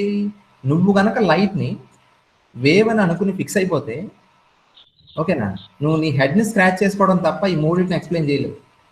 ఏ 3ని? Photoelectric effect, quantum scattering, black body radiation. ఈ 3 కూడా నువ్వు ఎక్స్ప్లెయిన్ చేయలేవు. ఎప్పుడు ఎక్స్ప్లెయిన్ చేయలేవు? లైట్ అనేది వేవ్ అనుకుంటే నువ్వు ఎక్స్ప్లెయిన్ చేయలేవు. కాబట్టి ఈ 3 ఎక్స్ప్లెయిన్ చేశారు సైంటిస్టులు. ఏమనుకుని ఎక్స్ప్లెయిన్ చేశారంటే లైట్ వేవ్ లాగానే కాదు, కొన్ని సందర్భాల్లో ఎలా ప్రవర్తిస్తుంది? పార్టికల్ లాగా కూడా ప్రవర్తిస్తుందని ఒక అజంప్షన్ తీసుకున్నారు. తీసుకోబట్టి వాటిని ఎక్స్ప్లెయిన్ చేయగలిగారు కదా. అంటే మనకి ఇప్పుడు ఏం ఎస్టాబ్లిష్ అయింది చూడండి, దేన్నైతే మనం వేవ్ అని అనుకుంటున్నామో అది ఏమైంది చివరికి? పార్టికల్ అయింది. చూసి ఎంత బ్యూటీ, గొప్ప విషయం చూడండి. ఇది దేనైతే మనం వేవ్ అనుకుంటున్నామో అది సడన్ గా ఏమైపోయింది? పార్టికల్ అయిపోయింది. అంటే 2 నేచర్ ఉంటుంది కదా, పార్టికల్ నేచర్ ఉంటుంది, అంటే ఇప్పుడు లైట్ కి ఏ నేచర్ ఉందని మీరు ఒప్పుకోవాలి చెప్పండి? అంతే కదా. ఇప్పుడు ఫర్ నువ్వేమనొచ్చు, sir Compton scattering, photoelectric effect, లేకపోతే బ్లాక్ బాడీ రేడియేషన్ ఖచ్చితంగా చెప్పాలి అంటే లైట్ ని ఏమనుకోవాలి మనం? పార్టికల్ అనుకోవాలి. మరి వేవ్ అంటాం ఎందుకు సార్ అంటే, వేవ్ అని చెప్పడానికి దాని సపోర్టర్స్ ఉన్నారండి. ఇప్పుడు 2 వర్గాలు ఉన్నాయి ఇక్కడ. పార్టికల్ నేచర్ ని సపోర్ట్ చేసే ఒక వర్గం, వేవ్ నేచర్ ని సపోర్ట్ చేసే ఇంకో వర్గం. ఆ వర్గానికి కూడా చాలా బలం ఉంది. ఫర్ ఎగ్జాంపుల్ మీరు ఇంటర్ఫియరెన్స్ అంటే వ్యతికరణం, డైఫ్రాక్షన్, వివర్తనం, పోలరైజేషన్, ధ్రువణం, ఇవన్నీ ఎలా ఎక్స్ప్లెయిన్ చేయగలుగుతావు? లైట్ ఉండే ప్రాపర్టీస్ ఎలా ఎక్స్ప్లెయిన్ చేస్తావు? సార్ మొదలెట్టి ఉంటారు కదా, యాక్చువల్గా ఆప్టిక్స్ మొదలెట్టి ఉంటారు. అవి కనుక నువ్వు లైట్ పార్టికల్ అనుకుంటే నువ్వు ఎన్ని జన్మలు అయితేనే ఎక్స్ప్లెయిన్ చేయలేవు. ఇంటర్ఫియరెన్స్ ఎక్స్ప్లెయిన్ చేయాలన్నా, డైఫ్రాక్షన్, పోలరైజేషన్ ఇవన్నీ చెప్పాలి అంటే నువ్వు ఖచ్చితంగా ఏమనుకోవాలి చెప్పండి? లైట్ ని. అంటే ఒక క్లారిటీ వచ్చిందమ్మా ఇప్పుడు చెప్పండి, సౌజన్య హిస్టరీ క్లారిటీ వచ్చింది కదా. రేడియేషన్ అంటే లైట్ మనం ఏమైతే ఫస్ట్ వేవ్ అనుకున్నామో అది క్రమేపీ ఏమైంది? పార్టికల్ లాగా కూడా బిహేవ్ చేస్తుందని అర్థమైంది. అంటే లైట్ హ్యాస్ డ్యూయల్ నేచర్, ఓకేనా. కాంతికి ఏ స్వభావం ఉందండి? డ్యూయల్ నేచర్ ఉంటుంది, ఓకేనా. ఇప్పుడు స్లైడ్కి వద్దాం మళ్ళీ ఒకసారి. ప్రెజెంటేషన్ కనిపిస్తుందమ్మా స్లైడ్? ఒకసారి స్లైడ్ చూడండి. చూస్తే మీకు అర్థం అవుతుంది. ఇప్పుడు నేనేం చెప్పాను, రేడియేషన్ అంటే లైట్ గురించేగా చెప్పిన డిస్కషన్ అంతా కూడా గత 20 నిమిషాల నుంచి. ఓకేనా? లైట్ చూసారా, యారోస్ వేసాను కదా, 2 యారోస్ వేసాను. ఒకటి వేవ్, రెండోది పార్టికల్. ఫస్ట్ వేవ్ తర్వాత పార్టికల్ ఎందుకు రాసాను చెప్పండి? ముందు Particle అనేది అనుకున్నాను. అనుకుంటారు, కానీ తర్వాత పార్టికల్ అని కూడా వెరీ ప్రూవ్ గుడ్. అంటే కాబట్టి మామూలుగా మనకు తెలిసిన ఏబిసిడి నాలెడ్జ్ ఏంటంటే లైట్ అనేది వేవ్ అని నాలెడ్జ్. తర్వాత కొన్ని ప్రయోగాలు చేస్తున్నప్పుడు ఇంకా లోతుగా అధ్యయనం చేస్తే లైట్ యొక్క నేచర్ని, అది పార్టికల్ కూడా అని బయటపడింది. అందుకనే పార్టికల్ రెండో చోట రాశారు. ఓకేనా? ఇప్పుడు డ్యూయల్ నేచర్ ఉందని ఎస్టాబ్లిష్ అయిపోయింది కదా. ఓకేనా? ఇప్పుడు నేచర్ లవ్ సిమెట్రీ అని నెత్తి మీద ఒక స్టేట్మెంట్ పెట్టాను కదా. ఇప్పుడు నేచర్ సిమెట్రిక్గా ఉండాలంటే అర్థం ఏంటి? ఇప్పుడు చూడండి, ఒక ఆకారం సిమెట్రిక్గా ఉందంటే అర్థం ఏంటి? ఎడం వైపు భాగాలు ఎలా ఉన్నాయో కుడివైపు భాగాలు అలాగే ఉండాలి కదా. ఇప్పుడు లైట్ అనేది డ్యూయల్ నేచర్ ఎగ్జిబిట్ చేస్తుంది. మరి మ్యాటర్ కూడా ఏం చేయాలి? Dual nature. అంతే కదా. ఇప్పుడు ఒకటి డబుల్ యాక్షన్ చేస్తున్నప్పుడు ఇంకోటి కూడా డబుల్ యాక్షన్ చేస్తేనే కదా సిమెట్రిక్గా ఉన్నట్టు. ఓకేనా? కాబట్టి ఇప్పుడు ఫస్ట్ ఒకసారి ఇప్పుడు మ్యాటర్కి వద్దాం. చూడండి, మ్యాటర్ ఫస్ట్ ఏదని అందరికీ తెలుసు. పార్టికల్. ఇప్పుడు ఎంత గమ్మత్తుగా ఉంది చూడండి డెస్కల్, మీకు చెప్తుంటేనే నాకు చాలా అసలు ఎన్లైటన్గా ఉంది. నిజంగా చూడండి, మనం సైన్స్ని స్టడీ చేసుకుంటా వెళ్తే, నేచర్ని డెప్త్లో స్టడీ చేస్తూ ఉంటే ఎన్ని సర్ప్రైజ్లు ఇస్తుందో చూడండి మనకి. చూడండి, ఇప్పుడు ఏదైతే మనం పార్టికల్ అని ఫిక్స్ అయిపోయామో, ఓకేనా, ఏది ఎలక్ట్రాన్స్, ప్రోటాన్స్, న్యూట్రాన్స్ ఏవైతే మనం పార్టికల్స్ అని ఫిక్స్ అయిపోయామో అవి ఏమైపోయినాయి? అవి ఏమవుతున్నాయి అంటే ఇప్పుడు డీప్ బ్రోగ్లీ ఏం చెప్పాడు? వేవ్స్ అని చెప్పారు. అంటే చూడండి, ఇక్కడ పాయింట్ చూడండి, ఈ సెంటెన్స్ జాగ్రత్తగా వినండి. ఏదైతే మనం వేవ్ అనుకున్నామో అది ఎలా మారింది? పార్టికల్ అయింది. పార్టికల్ అయింది. ఏదైతే మనం పార్టికల్ అనుకుంటున్నామో అదేమైంది? వేవ్ అయింది. చూసారా ఈ గమ్మత్తు? చూడండి, ఇప్పుడు చూడండి, అంటే మనం మ్యాటర్ ఆల్రెడీ పార్టికల్స్ అని మనకు తెలుసు, దానికి వేవ్ నేచర్ రావడం కానీ, లేకపోతే లైట్ ఏదైతే మనం వేవ్ అనుకున్నామో దానికి పార్టికల్ నేచర్ రావడం కానీ, ఈ రెండు కొత్త ఐడియాస్ ఉన్నాయి చూసారా. ఈ రెండు కూడా ఎక్కడి నుంచి పుట్టినాయి అంటే క్వాంటమ్ మెకానిక్స్ నుంచి పుట్టినాయి. అందుకే ఇక్కడ నేను రాసి ఉంటాను చూడండి, మీరు కింద యారోస్ చూడండి. మ్యాటర్ ఉండే వేవ్ నేచర్ కానీ, ఓకేనా, లేకపోతే రేడియేషన్కి ఉండే పార్టికల్ నేచర్ కానీ, ఈ రెండు కూడా క్వాంటమ్ ఐడియాస్ అవి. ఓకేనా? Quantum ideas. ఇప్పుడు మీరు గమనించండి, మీకు రోజర్ ఫెడరర్ తెలుసు కదా, టెన్నిస్లో. ఎంతమంది తెలిసే ఉంటుంది కదా, మంచి చాలా గొప్ప ప్లేయర్ ఆయన టెన్నిస్లో. ఓకేనా? కాబట్టి ఆయన యాక్చువల్గా మనకి పీట్ సాంప్రాస్ పేరు తెలుసా మీకు? పీట్ సాంప్రాస్ చాలా గొప్ప ప్లేయర్. అతను అంటే ఫెడరర్ ముందు జనరేషన్ అనమాట. సాంప్రాస్ వింబుల్డన్లో టెన్నిస్ ఆడతారులేండి, గ్రాస్ కోర్ట్లో ఆడతారు. అది సాంప్రాస్ వింబుల్డన్లో ఎంత పాపులర్ అంటే అతను వచ్చారంటే గెలుస్తాడు అన్నట్టు ఉండేది. ఓకేనా? సడన్గా ఏమైందంటే ఫెడరర్ వచ్చినప్పుడు ఒకసారి వాళ్ళిద్దరికి మ్యాచ్ పడింది, సెమీఫైనల్ ఏదో అయింది. ఫెడరర్ సాంప్రాస్ని ఓడించాడు. అప్పుడే అర్థమైంది అందరికి ఏంటి, టెన్నిస్లో ఒక కొత్త జనరేషన్, ఒక కొత్త స్టార్ వచ్చాడని అర్థమైంది. ఓకేనా? నాకైతే ఇప్పుడు చూసారా, ఏది లైట్కి పార్టికల్ నేచర్ రావడం కానీ, లేకపోతే పార్టికల్స్కి అంటే ఏవైతే ఎలక్ట్రాన్స్, ప్రోటాన్స్, న్యూట్రాన్స్, మ్యాటర్కి వేవ్ నేచర్ రావడం కానీ, ఇవి ఒక సింబల్ అనమాట. దేనికి సింబల్? రాబోయే సైంటిఫిక్ జనరేషన్ మొత్తాన్ని కూడా క్వాంటమ్ మెకానిక్స్ రూల్ చేయబోతుంది అన్న దానికి ఇండికేషన్ అది. ఓకేనా? అంటే ఇవన్నీ ఈ రెండు ఏంటి, ప్యూర్గా ఇప్పుడు మనం చెప్తున్న మ్యాటర్కి ఉండే వేవ్ నేచర్ కానీ, లేదా రేడియేషన్కి ఉండే పార్టికల్ నేచర్ కానీ, ఇవన్నీ ఏంటి పక్కా ఏ కాన్సెప్ట్స్ ఇవి? క్వాంటమ్ మెకానిక్స్ కాన్సెప్ట్స్ అండి, క్వాంటమ్ ఐడియాస్ ఇవి. అంటే క్వాంటమ్ మెకానిక్స్ అనేది మన మొత్తం అండర్స్టాండింగ్ని మార్చేయబోతుంది. వేవ్ అన్నదాన్ని పార్టికల్గా మారుస్తుంది, పార్టికల్ అన్నదాన్ని వేవ్లా మారుస్తుంది. దాని గొప్పతనం అంటే ఈ రెండు కూడా క్వాంటమ్ ఐడియాస్ అని గుర్తుపెట్టుకోండి. ఓకేనా? ఇప్పుడు చెప్తాను, ఇక్కడ లాజిక్ అర్థమైందమ్మా. డీప్ బ్రోగ్లీ ఏ బేసిస్ మీద మ్యాటర్కి వేవ్ నేచర్ ఉంటుందని చెప్పాడు, అర్థమైందా? ఏంటి ఐడియా, బేసిస్ ఏంటి, లాజిక్ ఏంటి చెప్పండి?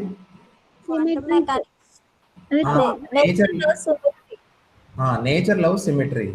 ఓకేనా? నేచర్లో రెండు భాగాలు ఉన్నాయి, ఏంటి ఆ రెండు చెప్పండి? Matter, radiation. రేడియేషన్కి ఏ నేచర్ ఉంది? Wave nature. ఇనీషియల్ గా మనకు వేవ్ నేచర్ ఉందని తెలుసు. తర్వాత ఏముందని కనుక్కున్నారు అంటే ఆటోమేటిక్ ఏం ఎస్టాబ్లిష్ అయిపోయింది? రేడియేషన్ కి డ్యూయల్ నేచర్ ఉందని ముందే ఎస్టాబ్లిష్ అయిపోయింది. రేడియేషన్ కి ఏముంది? కాంతికి ద్వంద్వ స్వభావం ఉందని తెలిసిపోయింది. కాబట్టి ఇప్పుడు డీప్ బ్రోగ్లీ మైండ్ లో మెదిలిన ఆలోచన ఏంటి, మరి రేడియేషన్ కి డ్యూయల్ నేచర్ ఉన్నప్పుడు మ్యాటర్ కూడా ఏముండాలి? నేచర్ ఉండాలి. ఉండాలి కదా, డ్యూయల్ నేచర్ ఉండాలి కదా. ఆల్రెడీ మ్యాటర్కి ఏ నేచర్ ఉందని తెలుసు మనకి, పార్టికల్. అంతే కదా. మ్యాటర్ అంటే పార్టికల్స్ మనకు తెలుసు కదా, ఎలక్ట్రాన్స్ అంటే పార్టికల్, ప్రోటాన్ అంటే పార్టికల్. కాబట్టి ఆయన ఏమి గెస్ చేశాడంటే మీరు ఏవైతే పార్టికల్స్ అనుకుంటున్న ఆ సోకాల్ ఈ ఎంటిటీస్ అన్నీ కూడా వాటికి వేవ్ నేచర్ కూడా ఉంటుందని చెప్పాడు. అందుకే ఆ పేరు ఏమొచ్చింది చూసారా, సింపుల్, మ్యాటర్ వేవ్స్. నేను ఇందాక ఫస్ట్ స్లైడ్ చూపించాను చూసారా, ఇప్పుడు ఇది ఎందుకు చెప్పాను అర్థమైందా మీకు? అంటే మ్యాటర్ అంటే పార్టికల్ అని మనకు ఆల్మోస్ట్ సూర్యుడు తూర్పున ఉదయిస్తాడన్నంత మాట ఎంత బాగా తెలుసో అంత బాగా తెలుసు. కానీ సడన్గా ఏమైంది ఇప్పుడు, అలాంటి మ్యాటర్ అంటే ఒక ఎలక్ట్రాన్ సడన్గా ఏ నేచర్ ఉంటుందని చెప్తున్నాడు ఆయన, దానికి ఎలక్ట్రాన్కి వేవ్ నేచర్ ఉంటుంది. ఓకేనా. కాబట్టి అది చాలా చాలా మీరు ఊహించలేనంత గొప్ప రాడికల్ ఐడియా అండి. ఇప్పుడు మీకు అది అర్థమవుతుందో లేదు, మీరు ఆల్రెడీ చదివేశారో లేకపోతే మీకు అసలు మ్యాటర్ పార్టికల్ నేచర్ ఉందని తెలియదో మరి నాకు తెలియదు. కానీ నాకైతే ఫస్ట్ టైం చదివినప్పుడు ఎవరికైనా ఏమనిపిస్తుంది, అదేంటి ఎలక్ట్రాన్ అంటే పార్టికల్ కదా, ఆయన ఏంటి వేవ్ నేచర్ ఉందని చెప్తాడు, వేవ్ అని చెప్తాడు ఏంటన్న ఆశ్చర్యం వస్తుంది కదా. అందుకే నాకు ఆ మ్యాటర్ వేవ్స్ అనే పదాలు పక్క పక్కన పెట్టి చూస్తే నాకు ఇదే అనిపిస్తుంది, ఏది వేడి ఐస్ క్రీమ్ లాగా అనిపిస్తుంది. మ్యాటర్ ఏంటి, దాని వేవ్ నేచర్ ఉంటుంది. ఎలక్ట్రాన్ పార్టికల్ కదా, but it behaves in a manner that it has wave properties. Okay, ఇక్కడ చూడండి అమ్మా, మీకు నెక్స్ట్ స్లైడ్ కనిపిస్తుందమ్మా. ఫస్ట్ చూడండి, ఒక డాట్ పెట్టాను అంటే ఏంటది, పార్టికలే కదా. ఓకేనా, పార్టికల్కి ఉండే ప్రాపర్టీస్ ఏంటి చెప్పండి. ఇందాక సౌజన్య అన్నట్టుగా పార్టికల్కి ఏముంటుంది, అసలు పార్టికల్ డెఫినేషన్ ఏం చెప్పింది అమ్మాయి, దేనికైతే మాస్ ఉంటుందో దాన్ని పార్టికల్ అంటారని చెప్పింది కదా, మ్యాటర్ అంటారేమో కదా. కాబట్టి పార్టికల్ అంటే ఏంటి, మాస్ ఉంటుంది కదా, దానికి ద్రవ్యరాశి ఉంటుంది, తర్వాత ఏముంటుందండి, మొమెంటం అంటారు కదా, ద్రవ్య వేగం, అలాగే కైనటిక్ ఎనర్జీ. అంటే పార్టికల్కి ఉండే ప్రాపర్టీస్ ఇవి. నెక్స్ట్ వేవ్ వేసాను చూడండి, వేవ్కి ఉండే ప్రాపర్టీస్ ఏంటి మీకు తెలుసు కదా, frequency, wave length. Wave length అంటే తెలుసు కదా, తరంగ దైర్ఘ్యం అంటారు. ఓకేనా, ఫ్రీక్వెన్సీ అంటే ఏంటి, పౌనపున్యం, యాంప్లిట్యూడ్ అంటే ఏంటి, కంపన పరిమితి. ఓకేనా, సో పార్టికల్కి ఉండే ప్రాపర్టీస్ వేరు, వేవ్కి ఉండే ప్రాపర్టీస్ వేరు. ఓకేనా, ఫర్ ఎగ్జాంపుల్ మీరు మీ ఫ్రెండ్కి ఏదైనా ఒక కమ్యూనికేషన్ చేరేయాలనుకున్నాను, మీరు ఏం చేస్తారు చెప్పండి, రెండు రకాలుగా చేయొచ్చు. ఇదివరకు లెటర్స్ ఉండేవి తెలుసుగా. ఓకేనా, ఒక లెటర్ రాసి పోస్ట్ డబ్బాలో వేస్తే వాడికి ఆ కమ్యూనికేషన్ వెళ్తుంది. అక్కడ మనం వాడింది ఏంటి, పార్టికల్ నేచర్, అంటే మనం ఇంక్ డ్రాప్లెట్స్ ద్వారా కమ్యూనికేట్ చేసాం. ఇప్పుడు ఈ రోజుల్లో మనం చేసేది ఏంటి, ఫోన్ తీసుకుని నెంబర్ డైల్ చేస్తాం, అంటే వేవ్సే కదా. ఓకేనా, అంటే మీరు అబ్జర్వ్ చేయండి, పార్టికల్ వేవ్ ఒకదానికి కూడా సంబంధం లేదండి, they are entirely two different behaviours. ఓకేనా, పార్టికల్కి వేవ్కి కామన్ పాయింట్స్ అంటే ఏం లేవు. ఓకేనా, కానీ నేచర్ ఎలా బిహేవ్ చేస్తుందో అర్థమైందా మీకు ఇప్పుడు, ఎంత గమ్మత్తుగా ఎంత విచిత్రంగా ఉందో చూసారా. నేచర్ ఏం చేస్తుందంటే డబుల్ యాక్షన్ చేస్తుంది. వేవ్ పార్టికల్ డ్యూయాలిటీ అని ఇక్కడ రాసాను చూసారా నేను, ద్వంద్వ స్వభావం నేచర్కి ఉందా లేదా. రేడియేషన్ ఏదైతే వేవ్ అనుకున్నామో అది ఏమైంది, పార్టికల్ అయింది, అంటే డ్యూయల్ నేచర్ ఉంది. ఇప్పుడు డీప్ బ్రౌలీ ఏం చెప్తున్నాడు మళ్ళీ కొత్తగా, ఏదైతే మీరు పార్టికల్ అనుకుంటున్నారో అదేమని చెప్పాడు, వేవ్. అంటే మీరు ఒకటి అండర్లైన్ పాయింట్ ఒకటి గుర్తుంచుకోండి, వేవ్ పార్టికల్ డ్యూయాలిటీ అంటే ఈ కణ తరంగాల యొక్క ద్వంద్వ స్వభావం, ఈ డబల్ యాక్షన్ అనేది నేచర్కి ఇన్హెరెంట్గా ఉంటుంది, సహజంగానే వచ్చేసింది. సార్ మీరు అడగచ్చు, సార్ ఎలా సార్, ఇప్పుడు సినిమాలో క్యారెక్టర్ చెప్పినట్టు రెండు యాక్షన్ చేస్తున్నాడు కాబట్టి రెండు రకాలుగా ప్రవర్తిస్తున్నాడు అనుకోవచ్చు. నేచర్ ఒకేసారి రెండిట్లాగా, అంటే ఒకేసారి కాదు, కొన్ని సందర్భాల్లో కణంలాగా, కొన్ని సందర్భాల్లో తరంగంలా ఎలా ప్రవర్తిస్తారు, how is it is possible అని డౌట్లు వస్తాయి మాకు. ఈ డౌట్లకు ఆన్సర్ దయచేసి నన్ను అడగండి, నన్ను అడిగినా కానీ ఎవరిని అడిగినా ఆన్సర్ దొరకవు మీకు. ఎందుకు దొరకవు అంటే దానికి సమాధానం లేదు అంతే. అంటే నేను కూడా చెప్పాను కదా, ఒక కొటేషన్ ఉంది సైన్స్లో, ఏంటంటే truth is stranger than fiction. Truth అనేది ఫిక్షన్ కంటే విచిత్రంగా ఉంటుంది. Truth is stranger than fiction because fiction has to make sense. Fiction అంటే తెలుసు కదా మీకు, కల్పించి రాస్తారు, కొత్తగా ఊహలాద సైన్స్ ఫిక్షన్ మూవీస్ అంటారు కదా. కానీ ట్రూత్ అనేది అంతకంటే విచిత్రంగా ఉంటుంది. ఒక్కోసారి మనం ఇప్పుడు చూడండి సార్, లైట్ అనేది పార్టికల్ వేవ్, దానికి ఏమైనా ప్రాణం ఉందా సార్, దానికి ఏమైనా ఆలోచన ఉందా, కొన్ని సందర్భాల్లో కణంలాగా, అంటే ఏంటి చూడండి, ఇంటర్ఫిరెన్స్ ప్రాక్టికల్ చేస్తుంటే వేవ్ అయిపోద్ది, ఫోటో ఎలక్ట్రిక్ ఎఫెక్ట్ చేస్తుంటే ఎవరు చెప్తున్నారు దానికి, అమ్మ పలానా గణేష్ సార్ ప్రాక్టికల్ చేస్తున్నారు, లేకపోతే యశస్వి ప్రాక్టికల్ చేస్తుంది, ఆ యశస్వి ఇప్పుడు ఇంటర్ఫిరెన్స్ ప్రాక్టికల్ చేస్తుంది కాబట్టి నేను వేవ్ అయిపోవాలి, వేవ్ లాగా బిహేవ్ చేసేయాలి. ఫర్ ఎగ్జాంపుల్ ఈ Sai Kiran photo electric effect explain చేస్తున్నాడు అనుకో, అదే లైట్ మళ్ళీ మారట్లేదు ఇక్కడ, అదే లైటు. ఓకేనా, Sai Kiran photo electric effect చేస్తున్నాడు కాబట్టి నేను పార్టికల్ లా బిహేవ్ చేయాలి అని అనుకుంటుందా, దానికి ఏమైనా ప్రాణం ఉందా అండి. ఇక్కడ గమనించండి. కానీ మీరు ఇలాంటి క్వశ్చన్లు ఎన్ని వేసుకున్నా మీకు నోరు నొప్పి లేకపోతే మీ తలనొప్పి తప్ప మీకు ఆన్సర్ రాదండి. కానీ మీరు ఒకటి యాక్సెప్ట్ చేయాలి, ఏంటి, మనకు అర్థం కావట్లేదని చెప్పి, మనకి కామన్ సెన్స్కి అది విరుద్ధంగా ఉంది, మనం సాటిస్ఫై అవ్వట్లేదని చెప్పి మనం దాన్ని మార్చుకోవడానికి కుదరదు. నేచర్ ఎలా ఉందో దాన్ని అలా స్టడీ చేయాలి. దిస్ ఈజ్ ఏది wave particle duality is a fundamental aspect of nature. అది నువ్వు ఒప్పుకొని తీరాల్సింది. అది ఎలా possible, how the hell it is, ఇలాంటి క్వశ్చన్లు వేసుకోవడానికి బాగుంటే తప్ప ఆన్సర్ రావు. ఓకేనా? అఫ్ కోర్స్ నేను ఒకటి చెప్పగలను, అడ్వాన్స్డ్గా ఇంకొంచెం చదివిన కాన్సెప్ట్స్ వరకు నేను ఒకటి చెప్పగలను. ఈ వేవ్ నేచరు పార్టికల్ నేచరు రెండు డబుల్ యాక్షన్ ఎలా పాసిబుల్ అనే దానికి సమాధానం ఏంటంటే, అంటే ఒక లెవెల్లో మనకి ఈ రెండింటికి మించి లోతుగా ఇంకేదో కాన్సెప్ట్ ఉంది. ఓకేనా? ఫర్ ఎగ్జాంపుల్ బాగా డెప్త్లోకి వెళ్తే స్ట్రింగ్ అని అంటారు ఒకటి. స్ట్రింగ్ అంటే అన్నిటికంటే చాలా చిన్నది, ప్రతిదీ దేనితోనో తయారవుతుందో దాని స్ట్రింగ్ అనే ఒక కాన్సెప్ట్ ఉంది. స్ట్రింగ్ అనేది బోత్ పార్టికల్ అండ్ వేవ్. అంటే పార్టికల్ నేచర్ వేవ్ నేచర్ రెండు కరెక్ట్ కాదు. ఇప్పుడు మీకు ఒక ఎగ్జాంపుల్ చెప్పాను కదా ఇందాక, ఏంటి, బ్లాక్ బాడీ రేడియేషన్ ఎక్స్ప్లెయిన్ చేసేటప్పుడు మీరు వీన్స్ లా స్టడీ చేశారు కదా. వీన్స్ లా ఎక్కడ అప్లై అవుతుంది, ఏ వేవ్ లెన్స్ కి అప్లై అవుతుందమ్మా? Shorter wavelengths. Very good. Short wavelengths కి వీన్స్ లో అప్లై అవుతుంది. ర్యాలీ జీన్స్ లో బయటకి అప్లై అవుతుంది లాంగర్ వేవ్ లెన్స్. ఓకేనా? ఎలా పాసిబుల్ అది? ఫర్ ఎగ్జాంపుల్ వీన్స్ కరెక్ట్, షార్ట్ రైలీ ఇద్దరు కరెక్ట్ కుదరదు కదా. మనం ఏమని తెలిసిన తర్వాత ఈ రెండు థీరీస్ కూడా కరెక్ట్ కాదు, ఈ రెండింటికి పర్ఫెక్ట్ గా ఏదో ప్లాంక్స్ అనేవాడు ఇంకో థీరీ చెప్పాడు కదా, క్వాంటమ్ థీరీ. అదేమైంది, అన్నిటికీ అప్లై అవుతుంది కదా. అలాగే వేవ్ నేచరు పార్టికల్ నేచరు రెండు ఎలా ఉంటాయి? ఇలాంటి ప్రశ్నలకు ఆన్సర్ ఏంటంటే, ఈ రెండింటికంటే ఫండమెంటల్ కాన్సెప్ట్ ఏదో ఉంది, దాన్ని ఇంకా మనం కనుక్కోవాలి.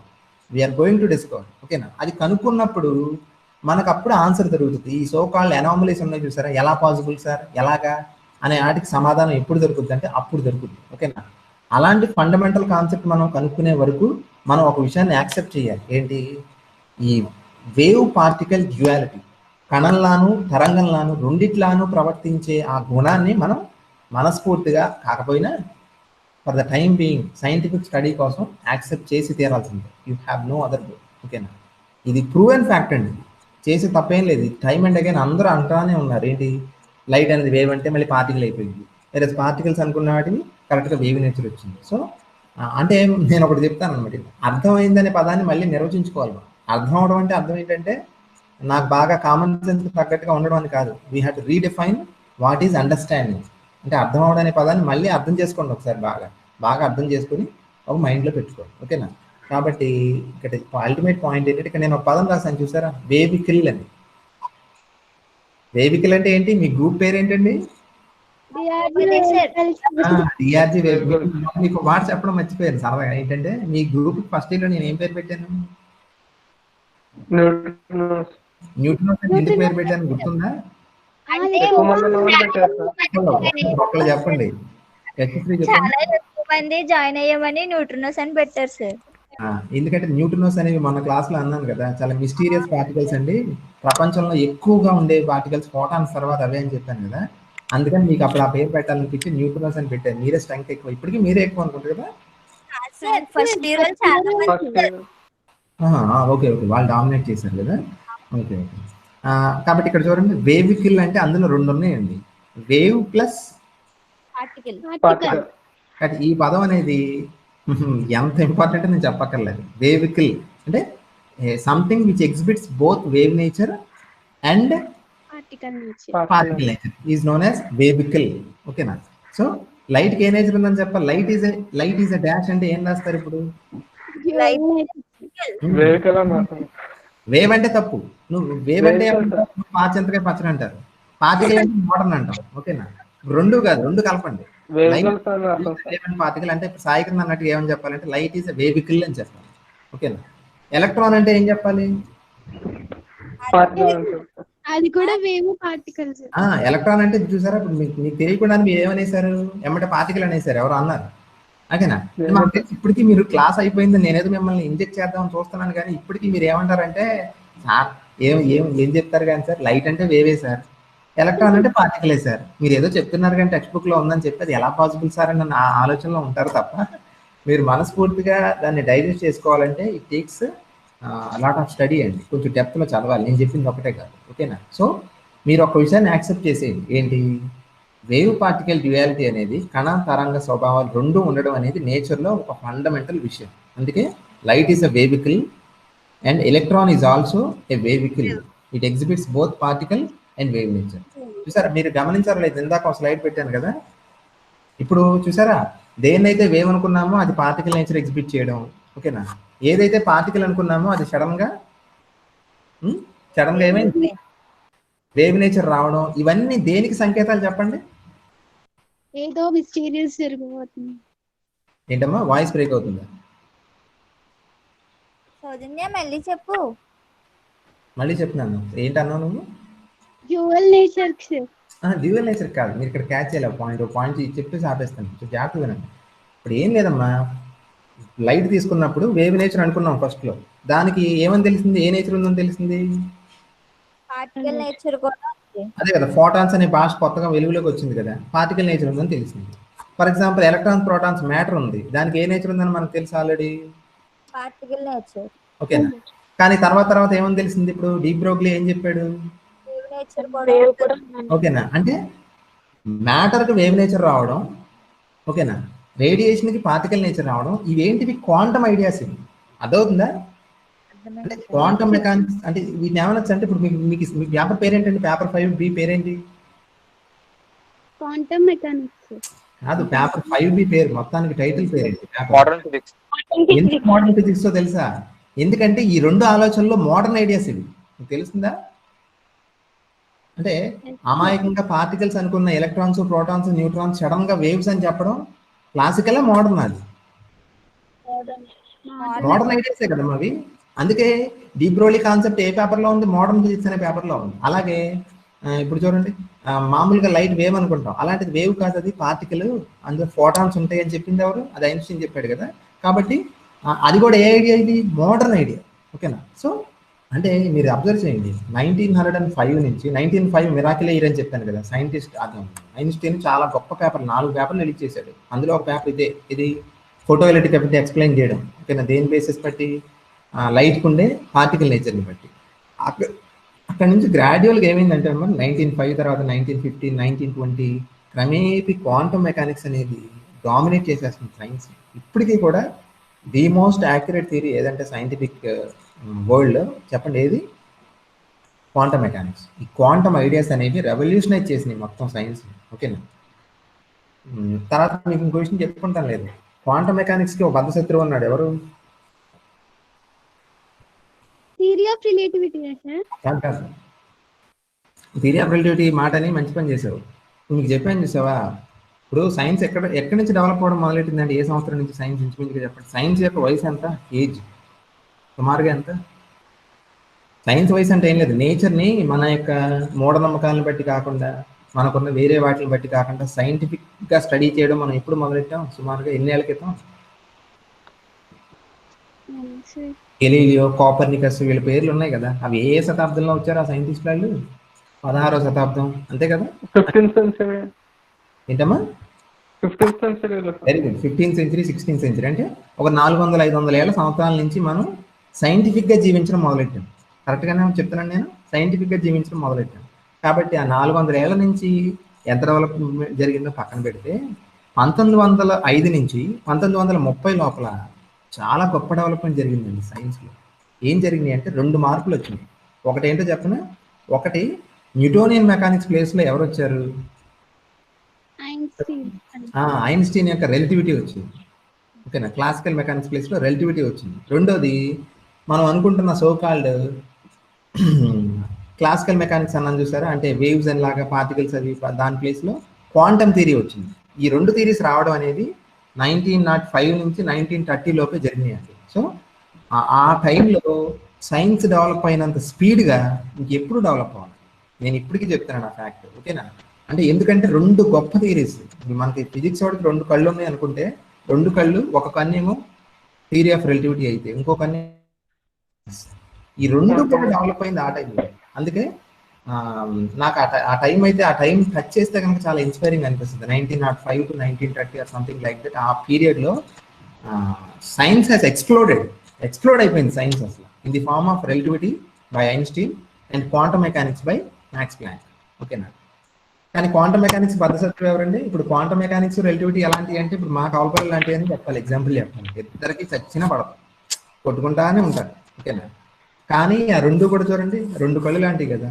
కాబట్టి కానీ క్వాంటమ్ మెకానిక్స్ బద్దశత్రువు ఎవరంటే ఆల్బర్ట్ ఐన్స్టీన్.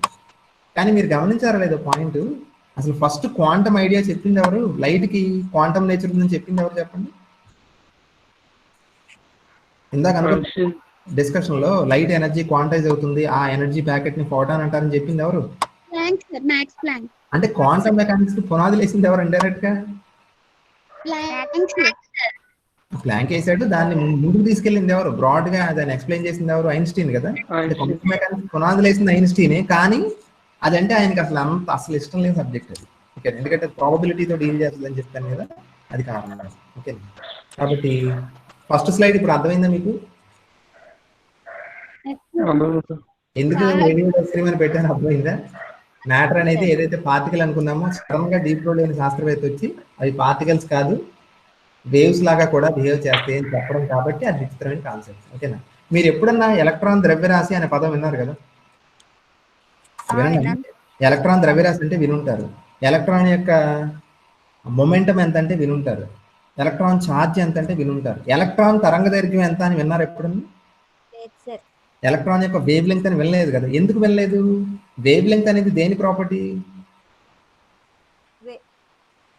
లైట్ యొక్క ప్రాపర్టీ సార్. వేవ్ లెంగ్త్ అని దేని ప్రాపర్టీ అంటే పేరులో ఉంది, వేవ్ ప్రాపర్టీ, అంతే కదా, వేవ్ ప్రాపర్టీ కదా. అంటే ఇప్పుడు చూడండి, ఎలక్ట్రాన్ వేవ్ లెంగ్త్ ఈ పదం మీకు చెప్తున్నప్పుడు అంటున్నప్పుడు కూడా నాకు ఇబ్బందిగా ఉంది యాక్చువల్లీ. ఎలక్ట్రాన్ వేవ్ లెంగ్త్ అంటే ఎలక్ట్రాన్ అనేది పార్టికల్ అనేది బాగా డైజెస్ట్ అయిపోయింది మనకి. అలాంటిది సడన్ గా ఎలక్ట్రాన్ కి మాస్ అంటే అర్థం ఉంది, కానీ ఎలక్ట్రాన్ వేవ్ లెంగ్త్ ఏంటి? అది పాసిబులే. ఎలక్ట్రాన్స్ అంటే ఈ సో కాల్డ్ ఫండమెంటల్ పార్టికల్స్ ఉన్నాయి చూసారండి, ఎలక్ట్రాన్స్, లేకపోతే క్వార్ట్స్, ప్రోటాన్స్, న్యూట్రాన్స్, ఇవన్నీ కూడా ఏంటంటే ఫండమెంటల్ గా ఏ నేచర్ని ఎగ్జిబిట్ చేస్తాయి? వేవ్ నేచర్ని ఎగ్జిబిట్ చేస్తాయి. ఆ వేవ్ నేచర్ని నువ్వు ఎక్స్ప్లెయిన్ చేసినప్పుడే వాటి యొక్క బిహేవియర్ని కరెక్ట్గా నువ్వు దాన్ని ఎక్స్ప్లెయిన్ చేయగలుగుతావు. ఓకేనా? కాబట్టి ఈ స్లైడ్ అయిన తర్వాత ఓకే, క్వాంటమ్ లీప్ అని పెట్టాను. స్లైడ్ కనిపిస్తుందమ్మా?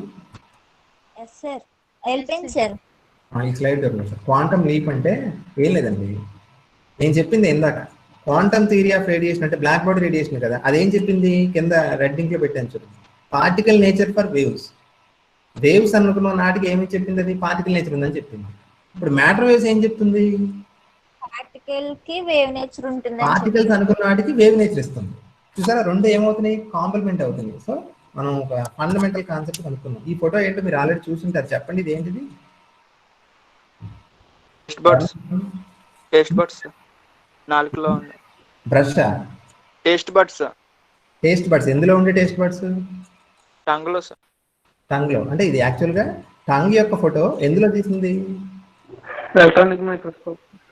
మైక్రోస్కోప్ లో తీసింది కదా. మైక్రోస్కోప్ దేని ఆధారంగా పనిచేస్తుంది? లైట్ తో పనిచేస్తుంది కదా. అది మామూలుగా ఆప్టికల్ మైక్రోస్కోప్ అంటారు. మీకు ఎలక్ట్రాన్ మైక్రోస్కోప్స్ అని కొన్ని పరికరాలు ఉంటాయి తెలుసు కదా, సైంటిఫిక్ స్టడీ కోసం వాడతారండి. ఇప్పుడు ఈ ఫోటో వచ్చిందని ఇంకో ఫోటో చూపిస్తాను చూడండి. ఇదేంటో తెలుసా? పైన రాసేసి ఉంది కదా, చూడొచ్చు సింపుల్ గా. పైన ఉన్నవి ఏంటి? Sugar cubes. క్యూబ్స్ అంటే పెద్ద పెద్దవి కాదండి, మామూలుగా మీ ఇంట్లో ఉన్న షుగర్ స్పూన్ లో వేసి చూస్తే అవి ఇలా కనిపిస్తాయి మైక్రోస్కోప్ లో. ఓకేనా? కింద ఉన్నది ఏంటి? ఈ ఫోటో చూడండి, ఇదేంటిది? హెయిర్. అంటే మన నెత్తి మీద, మన తల మీద ఉన్న జుట్టుని మైక్రోస్కోప్ లో చూస్తే, ఎలక్ట్రాన్ మైక్రోస్కోప్ లో చూస్తే ఇలా కనిపిస్తుంది. ఈ ఫోటో ఒక వెంట్రుక, ఒక వెంట్రుక నువ్వు క్లియర్ గా చూడొచ్చు. మన వెంట్రుక ఎలా ఉంది, దాని స్ట్రక్చర్ చూడండి మనకి మైక్రోస్కోప్ లో చూస్తే. అంటే ఎలక్ట్రాన్ మీకు ఆల్రెడీ న్యూట్రినోస్ గ్రూప్ లో ఫస్ట్ ఇయర్ లో ఉన్నప్పుడు పెట్టుంటాను ఈ ఇమేజ్. సార్ మీరు అడగచ్చు, సార్ మీరు చెప్పే లెసన్ ఏంటి, మ్యాటర్ వేవ్స్ అని చెప్తూ ఈ ఫోటోలు చూపిస్తారు ఏంటి సార్ అని నన్ను అడగచ్చు. ఇప్పుడు గమనించండి, ఇప్పుడు మీరు నేను ఏమన్నాను ఇందాక, ఎలక్ట్రాన్స్ అంటే ఏంటి అంటే, ఇప్పుడు ఎమ్మటే మీకు మీ తల మీద పిస్టోల్ పెట్టి ఎలక్ట్రాన్ ఏంటి అంటే ఏం చెప్తారు ఎమ్మటే? వేవ్ అని చెప్తాను. అమ్మో, అలా అయితే నీకు ఫిజిక్స్ బాగా వచ్చేసింది అమ్మ రోజుని. జనరల్ గా ఈ 15 మంది మీద నెత్తి మీద అదే గమ్ పెట్టి ఊరిని మామూలుగా నోట్లోంచి వాగేయమంటే, ఆలోచించకుండా వాగమంటే ఏం చెప్పేస్తారు? పార్టికల్ అనేస్తారు కదా. ఇప్పుడు ఇప్పుడు మీతో ఇంత మాట్లాడుతున్నాను, మీతో ఇంత గొప్పగా చెప్తున్నాను కానీ ఫిజిక్స్, ఈ లెసన్ అయిపోయిన తర్వాత జనరల్ గా ఇదంతా మర్చిపోయి పైకి వెళ్ళి ఎవరైనా నన్ను ఎలక్ట్రాన్ అని అడిగితే నేనేం చెప్తానంటే, ఎలక్ట్రాన్ పార్టికల్ అనే మైండ్ సెట్ ఉంటుంది తప్ప వేవ్ అని ఉండదు. ఓకేనా? కానీ ఇప్పుడు ఇప్పుడు మీరు చూస్తున్న ఈ ఫొటోస్ అంటే టంగ్లో ఉన్న టేస్ట్ బడ్స్ కానీ షుగర్ సాల్ట్ కానీ లేదా హెయిర్ ఒక మన జుట్టులో ఉండే ఒక్కటి కానీ చూసినప్పుడు ఈ ఇమేజెస్ అన్ని మీకు వచ్చినాయి అంటే కారణం ఏంటో తెలుసా? దేంతో తీశారు ఈ ఫొటోస్? ఎలక్ట్రాన్ మైక్రోస్కోప్తో తీశారు. అంటే ఎలక్ట్రాన్ యొక్క వేవ్ నేచర్ ఆధారంగా ఈ ఫొటోస్ వచ్చింది. అదవుతుందా? ఎలక్ట్రాన్ మైక్రోస్కోప్ ఎలా పనిచేస్తుంది చెప్పండి? ఎలక్ట్రాన్ అనే పార్టికల్తో పనిచేయదు. దేంతో పనిచేస్తుంది చెప్పండి? ఇప్పుడు ఈ ఫొటోస్ దేంతో తీశారని చెప్పానమ్మా మీకు. మైక్రోస్కోప్. ఆప్టికల్ మైక్రోస్కోప్ అంటే మామూలు లైట్ తో తీసేది. మైక్రోస్కోప్ లైట్ తోనే పనిచేసేది కాదండి, ఎలక్ట్రాన్ మైక్రోస్కోప్లు కూడా ఉంటాయి. ఇప్పుడు ఎలక్ట్రాన్ మైక్రోస్కోప్ ఎలా పాసిబుల్ సార్? ఎలక్ట్రాన్ అంటే పార్టికల్ కదా, మనం వస్తువులను చూడాలంటే ఏం కావాలి? మనకు లైట్ కావాలి కదా, అంతే కదా, వేవ్స్ కావాలి కదమ్మా. వేవ్స్ తోనే కదా మనం ఇప్పుడు రిఫ్రాక్షన్ కానీ, ఇప్పుడు ఒక ఇమేజ్ మనకు పెద్దగా కనిపిస్తుంది అనుకో లెన్స్ లో, ఎందువల్ల కనిపిస్తుంది మీకు చెప్పుకుంటారు కదా సార్ సెకండ్ ఇయర్ లో. రిఫ్రాక్షన్ అనే ప్రాపర్టీ ఉంటుంది తెలుసుగా, వక్రీభవనం అంటారు, లేకపోతే రిఫ్లెక్షన్. ఇవన్నీ దేని ప్రాపర్టీస్? వేవ్స్ ప్రాపర్టీసా పార్టికల్ ప్రాపర్టీసా? వేవ్స్ ప్రాపర్టీసే కదా. అంటే మనకు ఒక ఇమేజ్ పెద్దగా కనిపిస్తుంది అంటే మ్యాగ్నిఫై అయ్యి అది వేవ్ వల్లే సాధ్యం అవుతుంది కదా, ఓకేనా? మరి ఎలక్ట్రాన్ మైక్రోస్కోప్ వల్ల ఇమేజెస్ ఎలా కనిపిస్తాయి? ఎలక్ట్రాన్ అంటే పార్టికల్ కదా. అంటే ఇలాంటి ఇమేజెస్ మనం మైక్రోస్కోప్తో, అది ఎలక్ట్రాన్ మైక్రోస్కోప్తో చూసామంటే అది డైరెక్ట్ ఎవిడెన్స్. దేనికి ఎవిడెన్స్? ఎలక్ట్రాన్స్ అనేవి పార్టికల్స్ లా కాకుండా వేవ్స్ లా బిహేవ్ చేస్తున్నాయి కాబట్టి ఆ ఎలక్ట్రాన్ మైక్రోస్కోప్ వల్ల మనకి ఇమేజెస్ ఏర్పడుతుంది, ఓకేనా? So electron microscope is based on the wave nature of electrons. అదవుతుందమ్మా? అంటే ఎలక్ట్రాన్స్ వేవ్స్ లా పనిచేయబట్టే నీకు ఇలాంటి ఇమేజెస్ వస్తున్నాయి, ఓకేనా? సో ఒకటి మీరు ఖచ్చితంగా ఒప్పేసుకోవాలి. అంటే ఇప్పుడు డౌట్లు పెట్టుకోకర్లా, ఎలక్ట్రాన్ అనేది పార్టికల్ సార్ ఏదో లెసన్లో చెప్తున్నాం కాబట్టి వేవ్ అనుకుంటున్నాం కాదు. నిజంగా ఎలక్ట్రాన్ పార్టికల్ అయ్యి ఉంటే అసలు ఎలక్ట్రాన్ మైక్రోస్కోప్ అనేది లేదు. ఎలక్ట్రాన్ మైక్రోస్కోప్ ఉంది, అది పనిచేస్తుంది. ఇలాంటి ఎక్స్ట్రాడినరీ ఫొటోస్ మనకు వస్తున్నాయి అంటే కారణం ఏంటి? ఆ ఎలక్ట్రాన్ ఎలా పనిచేసి ఉండాలి? అది వేవ్ లాగా ఉండబట్టే, వేవ్ లా బిహేవ్ చేసి ఉండబట్టే ఆ మైక్రోస్కోప్ పనిచేస్తుంది. అందువల్ల నీకు ఇలాంటి ఇమేజెస్ వస్తాయి, ఓకేనా? అది క్లారిటీ వచ్చింది కదమ్మా? కాబట్టి అల్టిమేట్గా ఒక పాయింట్ చెప్పండి, ఇప్పుడు ఎలక్ట్రాన్ పార్టికలా వేవా? Very good. వేవ్ అంటారు, చెప్పి వేవ్ అనకూడదు, పార్టికల్ అనకూడదు, వేవ్ అనకూడదు. ఏమనాలి? లైట్ ఏంటి, పార్టికలా వేవా? అంటే డ్యూయల్ నేచర్ అనేది ఎవరికి ఉంది? మొత్తం అందరికి ఉంది డ్యూయల్ నేచర్. మనకు లేదేంటండి డ్యూయల్ నేచర్? మనకు లేదా? మనకెందుకు లేదు? మనకు ఉన్నదే డ్యూయల్ నేచర్, ఓకేనా? మనకు ఒకటి నేచర్ కాదు. ఇప్పుడు ఫర్ ఎగ్జాంపుల్ కొంతమంది జెన్యున్ గా ఉంటారు, ఎవరితో అయినా ఒకలాగే ఉంటారు, కానీ జనరల్ గా మనం ఉంటాం కదండి, డ్యూయల్ నేచరే. ఇప్పుడు ఫర్ ఎగ్జాంపుల్ ఎవడో ఒకటి అడిగితే హెల్ప్ చేస్తాం, ఇంకోటి అడిగితే చేయదు. అంటే మన లోపల ఒకటి అనుకుంటాం, అది పార్టికల్ నేచర్. బయటికి మాట్లాడేది ఇంకోటి మాట్లాడతాం, అది వేవ్ నేచర్ అనుకోండి. అంటే మనకి ఎలాగైతే డ్యూయల్ నేచర్ ఉందో, మదర్ నేచర్ కూడా ఏంటంటే డ్యూయల్ నేచర్ ఎగ్జిబిట్ చేస్తుంది. అది పార్టికల్స్ అని మీన్స్ మ్యాటర్ డ్యూయల్ నేచర్ ఉంటుంది, రేడియేషన్ కూడా అంటే లైట్ కూడా డ్యూయల్ నేచర్ ఉంటుంది. కాబట్టి మనం నెక్స్ట్ టాపిక్ అంటే రేపు మధ్యాహ్నం తీసుకుంటానమ్మా క్లాసు. రేపు మధ్యాహ్నం ఏం చెప్తానంటే యాక్చువల్గా ఈ మ్యాటర్ వేవ్స్ అని చెప్తున్నాను చూసారా, అంటే ఎలక్ట్రాన్ అనే వేవ్ మాట అర్థమవుతుంది కదా. ఇప్పుడు ఎలక్ట్రాన్ అనే వేవ్ అంటున్నాను చూసారా, ఎలక్ట్రాన్ అనే వేవ్ యొక్క వేవ్ లెంగ్త్ ఫార్ములా రాబట్టాలి. తర్వాత దాన్ని ప్రూవ్ చేయడానికి ఒక ఎక్స్పెరిమెంట్ చేశారు ఇద్దరు శాస్త్రవేత్తలు, డేవిస్ అండ్ గర్మర్ అని. వాళ్ళిద్దరు శాస్త్రవేత్తలు చేసిన ప్రయోగం ఈ రెండే ప్రశ్నలు అండి, ఓకేనా? కాబట్టి మ్యాటర్ వేవ్స్ లో ఉన్న క్వశ్చన్లు ఏంటి రెండు?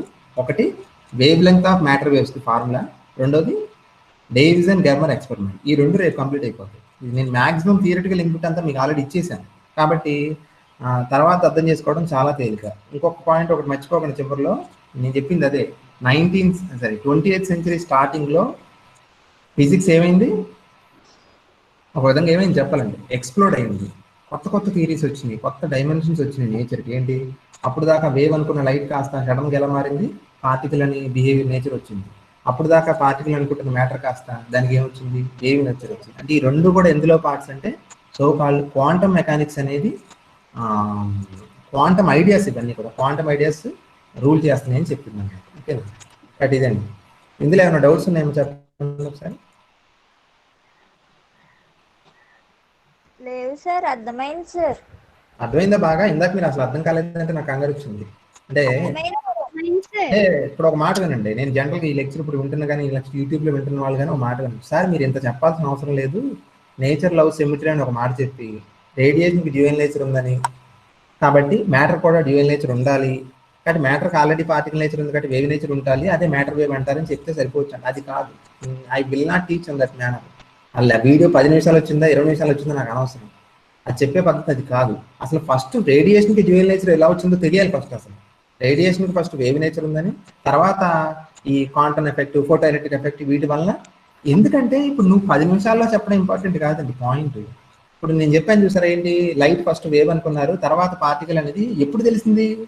ఒక సాయంత్రం కూర్చుంటే ముగ్గురు సైంటిస్టులు గంట సేపు చర్చిస్తే వచ్చేసింది కాదు, అది తెలుసుగా మీకు. అంటే లైట్ అనే దాన్ని వేవ్ లా కాదు పార్టికల్ లాగా చూడటానికి, అంటే ఆ ట్రాన్సిషన్ ఉంది చూసారా, అది వేవ్ లా కాదు పార్టికల్ లా కూడా బిహేవ్ చేస్తుందని చెప్పడానికి ఎన్నాళ్ళు పట్టింది చెప్పండి ఎవరైనా సుమారు? ఆ విషయం తెలుసుకోవడానికి ఎన్నాళ్ళు పట్టింది అనుకుంటున్నారు మీరు? 500 years. అంటే for example Huygens wave theory వచ్చింది ఎప్పుడు 1830 1850లో వచ్చేసింది. అంటే ఒక ఇంచుమించు ఒక 60-70 ఏళ్ళు పట్టిందండి. 60-70 ఏళ్ళు అంటే ఒక మనిషి జీవితం. మీకు అర్థమవుతుందా? నిన్న నేను డైరెక్ట్గా చెప్పేస్తున్నాను, యూట్యూబ్ వీడియోస్ అప్లోడ్ చేస్తున్నాను కదా, అప్లోడ్ చేస్తున్నప్పుడు కొంతమంది ఏది మాకు ఇచ్చారంటే, సార్ 10 నిమిషాలు వీడియో చేయొచ్చు కదా సార్, 10 నిమిషాలు అయితే 10 నిమిషాల్లో చెప్పే సబ్జెక్ట్ కాదు ఇది, అంతే కదా. మీకు ఇంట్రెస్ట్ ఉంటే వినాలి, అయితే మానేయాలి, అంతే. ఇప్పుడు 10 నిమిషాల్లో 70 ఏళ్ల జీవితాన్ని ఎక్స్ప్లెయిన్ చేయగలరు ఎవడన్నా? చెప్పడం తప్పు, అది ఇంపాసిబుల్, ఓకేనా. కాబట్టి సింపుల్గా మనం ఏదైతే ఇప్పుడు ఒక అరగంటలో అనేసుకున్న మాట, అంటే లైట్ అనేది వేవ్ నేచర్ ఉంది, దానికి పార్టికల్ నేచర్ కూడా ఉంటుందని ఎస్టాబ్లిష్ అవ్వడానికి ఒక 60-70 ఏళ్ళు ఒక మనిషి జీవితకాలం పట్టింది. అలాంటి విషయాన్ని ఖచ్చితంగా మనం ఈ డెప్త్లోనే చదవాలి. అప్పుడు మనకు బ్రెయిన్లో అది ఏమవుతుంది అంటే కరెక్ట్గా వాళ్ళ పడిన శ్రమ ఏంటి, అది ఎంత గొప్ప విషయం అర్థమవుతుంది. అలాగే ఇప్పుడు ఇది కూడా ఇంతే, ఏదైతే మనం పార్టికల్స్ అనుకుంటున్న మ్యాటర్ కాస్త సడన్గా వేవ్ నేచర్ ఎక్స్పెక్ట్ చేస్తుందని సడన్గా చెప్పలేదు. దానికి చాలా చాలా ప్రూఫ్లు ఉన్నాయండి, మీకు రేపు ఒకసారి టచ్ చేస్తాను.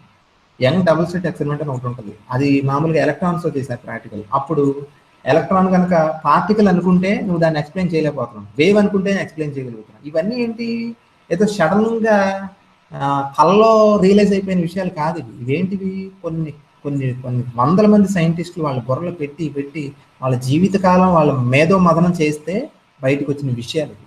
కాబట్టి అలాంటి విషయాలని షార్ట్ కట్లో నేర్చుకుంటారంటే తప్పదు, దాన్ని ఇంకా ట్రూ స్పిరిటే నేర్చుకోవాలి. కాబట్టి ఇవాళ క్లాస్ అందుకే ఇంట్రొడక్షన్ దానికి కేటాయించాను. రేపు క్లాస్లో మనం ఏం చేద్దామంటే ఇందాక చెప్పాను కదా, ఎగ్జామ్ పాయింట్ ఆఫ్ వ్యూలో మ్యాటర్ వేవ్స్ యొక్క wavelength formula, at the same time Davisson and Germer experiment చెప్తే రేపటితో మనకు మ్యాటర్ వేవ్స్ కంప్లీట్ అయిపోతుంది, ఓకేనా. అంటే మీకు మంచి అవకాశం ఇది, ఎగ్జామ్ పాయింట్ ఆఫ్ వ్యూలో బాగా చదువుకోవచ్చు, అట్ ద సేమ్ టైం ఎవరికైతే సబ్జెక్ట్ ఇంట్రెస్ట్ ఉన్న ప్రాబ్లం ఉంటాయో వాళ్ళకు కూడా మంచిగా నేర్చుకోవచ్చు, ఓకేనా.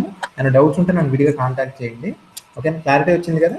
నోట్స్ మాత్రం నేను చెప్పినట్టుగా ఒకసారి ఏం చేస్తారు, జిరాక్స్ తీయించేసుకోండి.